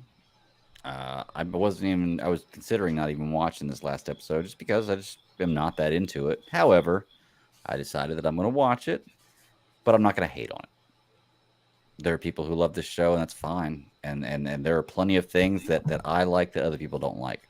I don't have to watch it, but I don't have to hate on it. So I'm going to watch it for the sake of talking about it. And there are good things about this show, too. It's not like everything in this show is something I hate. There's just some things that I don't like, and the plot's kind of dry for me. There are points where I wonder why they do things. But once again, I don't want to talk trash about it. It's just it's another show. I like this character, and I want to see this character involved in the movies. I like the actress who plays the character. So, that being said, let's break down this next episode of She-Hulk. Main point of this episode is a lawsuit. Just branding, maybe. Yeah, branding. There are some questions I have about it. You're good. Yeah, Titania just ends up thinking she can own the shit out of She-Hulk, and the whole episode really just turns into a real quick well, that's cute that you think that you have a case, but you don't. And you made a point last week talking about how you didn't like the way they were portraying the dudes, on the dating part of it. And that came back full circle real fast. Immediately into this episode, you realize that the whole point of that was to make it difficult for her to call back these assholes that she was dating for the simple fact of saying that she was She-Hulk. Right. The whole reason that she was on the dating app kind of pushed the narrative that she identified as She-Hulk. Mm-hmm. Well, I'm not gonna lie. When this episode came back around for me at the end, when the first 15 minutes of the episode, I was furious. Not furious, but I was just like, what are they doing on this episode? Because in my mind, I'm thinking the exact same thing that they're doing in the court. I'm like, there's no way she wins this battle unless she can prove that she, used this. I was like, but if I was her, I would just do exactly what they did. This is what she's been recognized as. So you can sue her for your likeness. And I was like, man, why are they going this way? And then they did that. They mentioned that. And I was like, okay, at least I was like, I'm not smart legally. I was like, but I would know to do that. And I'm like, I'm glad they did that. So it brought it back around, because if they didn't do that, I was going to be really upset. I was going to be like, that's really bad writing if they don't do that. But at least they brought it back around to that point. And Ross, you're right. That the app dating scene does bring it back to this right here, which is why this is a show that would be better to binge, because it may get better in the last few episodes. I'm just waiting for more plot in this show. This show seems like a bunch of filler of a bunch of stuff that I really don't care that much about. The majority, there's no bad guy, there's no real fighting. It's just this episode was specifically about a woman trying to take her name and then going to court about it. And I was like, okay, that's cool. But it's not the Marvel that I want to see. If it was a comic book, I wouldn't pick it up and read it. It's not a story that interests me. Doesn't mean it's terrible. It's just not something that, for me, I was just like, well, okay. It's just like she's trying to force her. It's like, okay, it's like, all right, I'm a Hulk, but I'm not necessarily She-Hulk. That's just the name I was given. So I'm just like, I don't really want to do that. So it's like it's forcing her to say, hey, this is who you are. And then that's why it was so interesting to where you were so like, wait a minute, she's using my name. It's like, hold on, lady, you never really claimed it for yourself until, it was like, and see, that's what I'm saying. That's why I just get different vibes off of it. It's like, okay, here on one hand, she's like, I'm Jennifer. But then on the other hand, she's like, oh, I'm She-Hulk. Let's kind of venture out and explore this. But yeah, I don't really want to identify as that is who I am. So it's like this back and forth. And I'm like, maybe this episode will kind of maybe push it into more of some sort of plots. And maybe now it's like, all right, you've established you are She-Hulk. Okay, maybe the baddies will come after you now. I don't know. Well, I think good. Well, I was going to say that they're having too much fun with it. When they do these shows that introduce characters, they're having too much fun with the amount of time that they have to actually tell the story that they want to tell, because the story could be real simple, and unfortunately the story is real simple. To stretch it out over these 30-minute episodes, I don't know if this is supposed to be 9. For some reason, 9 episodes sticks out in my head that this is supposed to be. it feels like a bunch of filler, right? I mean, the whole entire time I'm trying to figure out why she's not more angry that she had to beat Titania's ass in a courtroom in the first episode. Like, none of that callback got mentioned. There was no discussion of Titania breaking the law and doing whatever the hell happened in that episode. Their main focus here is twofold: one, to keep Jennifer distracted, and two, to help her friend come up with a suit. Mm-hmm. They bring in the Luke Jacobson, which I thought was a play on was it like Kanye talking about going to see Jacob the jeweler, right? And they choose a guy that has Jacobson in the last name. I'm like, well, it's just like a superhero going to their favorite jewelry shop to go get their newest chain or whatever the case may be, and because she has looked like crap. I mean, I think that part of I'm completely be manifesting this in my head, but I think that they have made a conscious decision to not make her look spectacular in any means whatsoever, even with the CG, because whatever they want to do on the back end is supposed to be like your hero version of She-Hulk. Maybe. Like we're given a real indecisive woman who doesn't know who she wants to be, like Sarah was saying. That's what any superhero struggles with, becoming a superhero. Like there's always some sort of internal struggle, period. I mean, it doesn't seem like Captain America had much of a problem, but with everyone else it seems to be a struggle. She-Hulk's going through her identity crisis right now, and Jennifer doesn't know who she wants to be, and she's realizing that even though she can use She-Hulk, it's not eating her life anymore, like with dating and the dickhead kid doctor, pediatrician. It just was not. She realized how much of a knockdown that was to her self-esteem. Yeah, that was that. Yeah, that kind of hit. Yeah, I mean, it feels real, right? It was fucked up, yeah. So I think that it's it told last week they filled it in with Wong, the Twitter armor, and with Madison, which I got some funny memes for that one too. I got to send you guys. It's absolutely hilarious. But this week it was more like how are we going to push her on, like if she's starting to figure out who she doesn't want to be, because typically as a person you figure out who you don't want to be before you figure out who you want to be.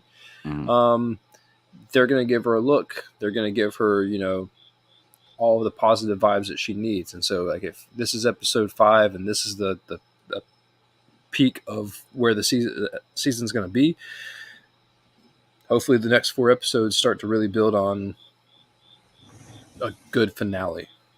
And that's all that I've expected from this show. And see, that's a good explanation right there, because this kind of harks back to what Sarah was saying earlier about it doesn't, we don't really know exactly what they're trying to do here. For me, it seems like they with the character, it's like she wants everything. And I know it sounds weird, but think about it like this. It's like she wants to be She-Hulk when it benefits her, but she doesn't want to be recognized as She-Hulk. She wants to meet a guy and do whatever she wants to do with him whenever she wants to do it with him, but she doesn't want to meet a trashy guy. And it's like, well, or she, there's just certain things she does. And it's just like, well, if you don't want this, if you don't want to be She-Hulk, like this whole episode, she's stressing, I don't want to be She-Hulk. I don't want to be called She-Hulk. Well, why are you upset if somebody else is taking the name then? You can't be like, I don't want to use this, but you can't either. And Ross, that may be character development they're putting in there. You're right. That may be her learning what she needs to get to this point. But up to this point, that's what it's felt like to me. Is it's like she wants everything. You can't do this, but I can, and I want it to be left this way, type thing. And it's like, well, it doesn't work like that type deal. And that's been my biggest issue with this story writing so far. Is it's kind of just giving her everything, every aspect of it. You get to be the good guy and the bad guy, but you're not the bad guy when you're the bad guy because you're doing it. And it's like, well, you can't really do it like that. So maybe they're doing character development, and I hope that's where they're going with it. We got 4 episodes left, and that may be where it goes, which is why we'll continue to watch the show. It's not by any means one of my favorite Marvel properties, but I don't have to like everything Marvel puts out. Marvel has that's the great thing about Marvel, is they have so much stuff out now. I think it's almost impossible for everybody to like everything. I mean, it really is. Like there's so many different styles they put out there with different characters that, I mean, I'm not saying somebody couldn't like everything that's out there, but there's got to be something you don't like, or something you're not as interested in. And this is just one of those things for me, Hopefully, the next 4 episodes may change my mind, though. I think episode Marvel's 6 is been going known to to take a do turn. Huh? I think episode 6 is going to take a turn. Yeah, We'll we got that slight reveal. So, And all I have to say, y'all talking about the post-credit scene? Well, yeah, I guess. Oh, okay, I got you. It was the end. The very real end. the post-credit scene. Yeah. Okay, I got you. All I have to say is, like, I know she asked for like a suit to work, with some stretchable wool. I'm like, in that other bag, there better be some damn purple in there somewhere. Mm-hmm. It's gonna be white and purple. You just wait. That's what I'm saying. But even my son's like yelling at it. He's like, it better. I'm interested to see the final look of She-Hulk. Okay, now I don't need this, and it can be fine without it. But typically in the comics, She-Hulk is a very sexually attractive character, and they make it a very good point to make that, like, stress that whatever she's wearing. Like I said, I don't need that, but I'm interested to see, based on that knowledge, what they're going to do with her costume going forward, or what she's going to look like, the final product. Yes, it's going to be interesting. Mm-hmm. So, did you catch so at the end they always do those illustrations where they basically have like the episode layouts, right? They're real quick drawings of how the episode could go. They seem to do different versions of this for each of the Marvel shows. When Pug, the guy from Arrow, was talking about trying to get the girl to go with him to go get the new shoe drop, right? And he was talking about how he's got his, what did he call him? His drip. The person who always would help him out, like getting all, like Drip Connect or something like that. Yeah. He was talking about trying to get shoes. And so when I paused it at the end, when they were showing those animated pictures, and there's a picture of him holding like a pair of Iron Man shoes, and he's got like a whole like shelf system behind him that has like shoes going in a corner, and there's like Cyclops shoes and Daredevil shoes, and like there's like shoes all over the place, like the Thing shoes. But I thought that it was. I know what that is someone having fun with drawing like what the episode could be, and then like putting shit like that up on the wall. Right. But I thought it was like the fact that you can do that now, the fact that they own these properties and they can, that that this stuff is coming, felt really cool. Oh yeah. I will say one scene that I did have fun with in this one did involve him and her assistant, where that he gets the Mjolnir and the shield, and they're in front of the security camera and they do the dancing. That scene was actually well done. I laughed a little bit at that one. I was like, okay, that's kind of funny. My son said he wants an Avengers shirt. Yeah, everyone does. I didn't realize how big that would get. I want the Avengers. Right? Avengers. Yeah, that would be pretty cool, actually. I might have to make one of those. All that bootleg gear. Yeah. I don't know, man.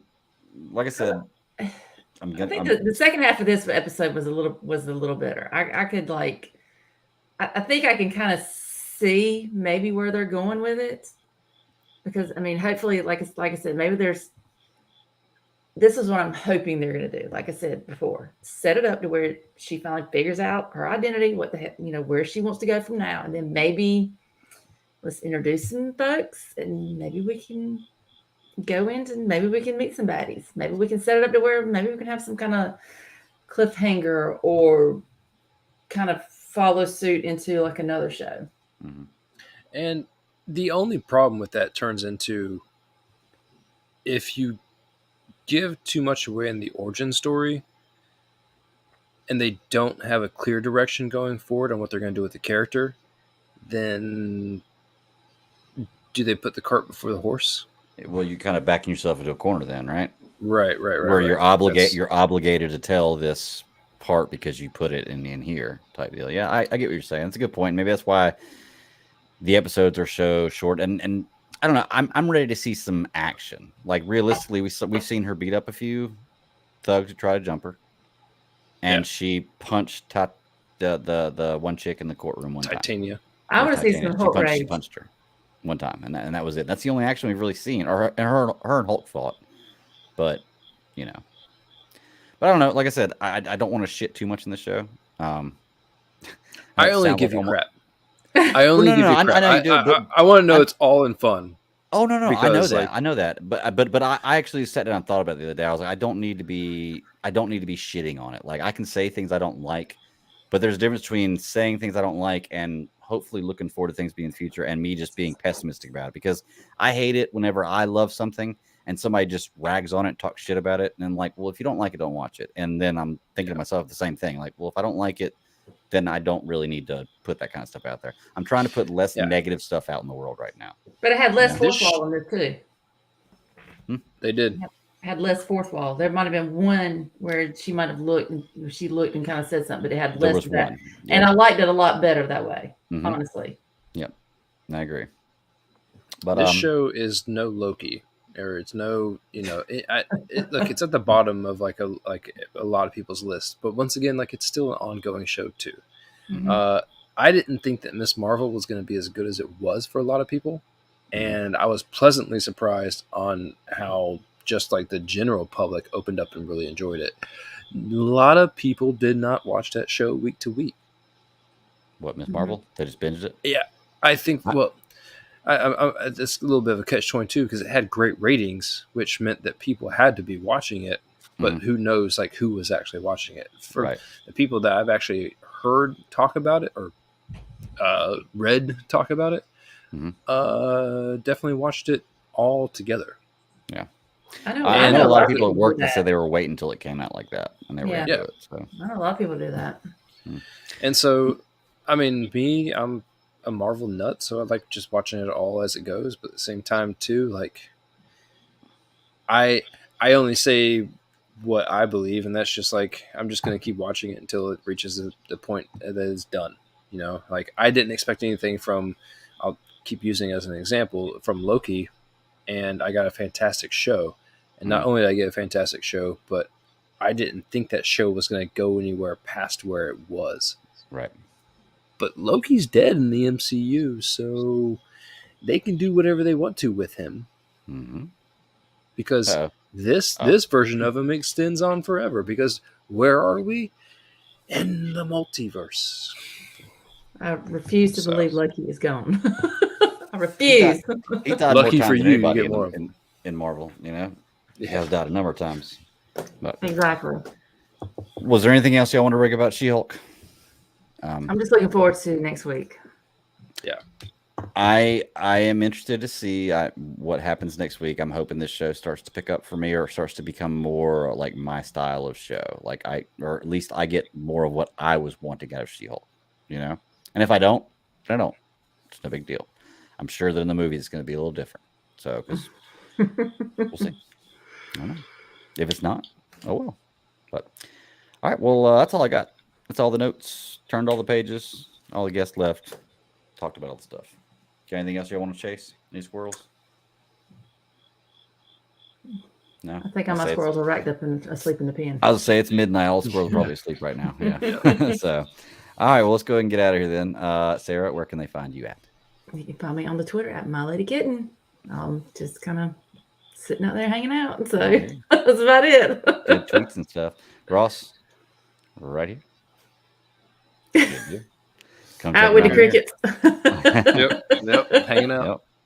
And you can find me at the Bat Daddy 52 on Twitter. Is my personal handle. At GCS Podcast 1 is the show handle. We're here live every Friday night, 9 p.m. Eastern Standard Time.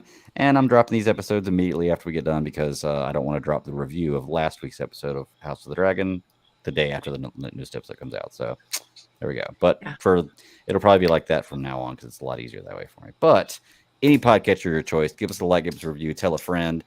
Hit me up about some stuff you want us to watch or talk about, and we'll try to fit it in the busy schedule. But there's a lot of stuff coming down the chute, so time is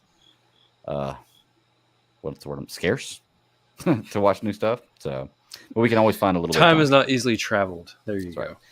Next week we have a special guest creator on the show. We're going to talk about their content, and then just our shows as normal. So our shows, the shows we cover is normal. So Oh, and we got Andor next week too. Ooh, big week next week with Andor. That's gonna be exciting. What day does that drop, Ross? 21st, which I believe it should be Wednesday, right? I hope so. Yes, Because if it's you are Friday, we're correct. kind of screwed. Because I don't want to have to watch 3 hours of that and then watch an hour of Ring of Power right before the show. So I've only got about 4 hours between working the show to get everything I need watched. So I've got to break it all down.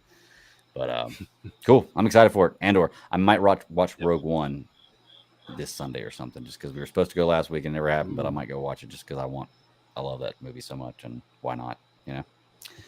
Let's get out of here. Till next week. Y'all keep pounding. Bye. Later.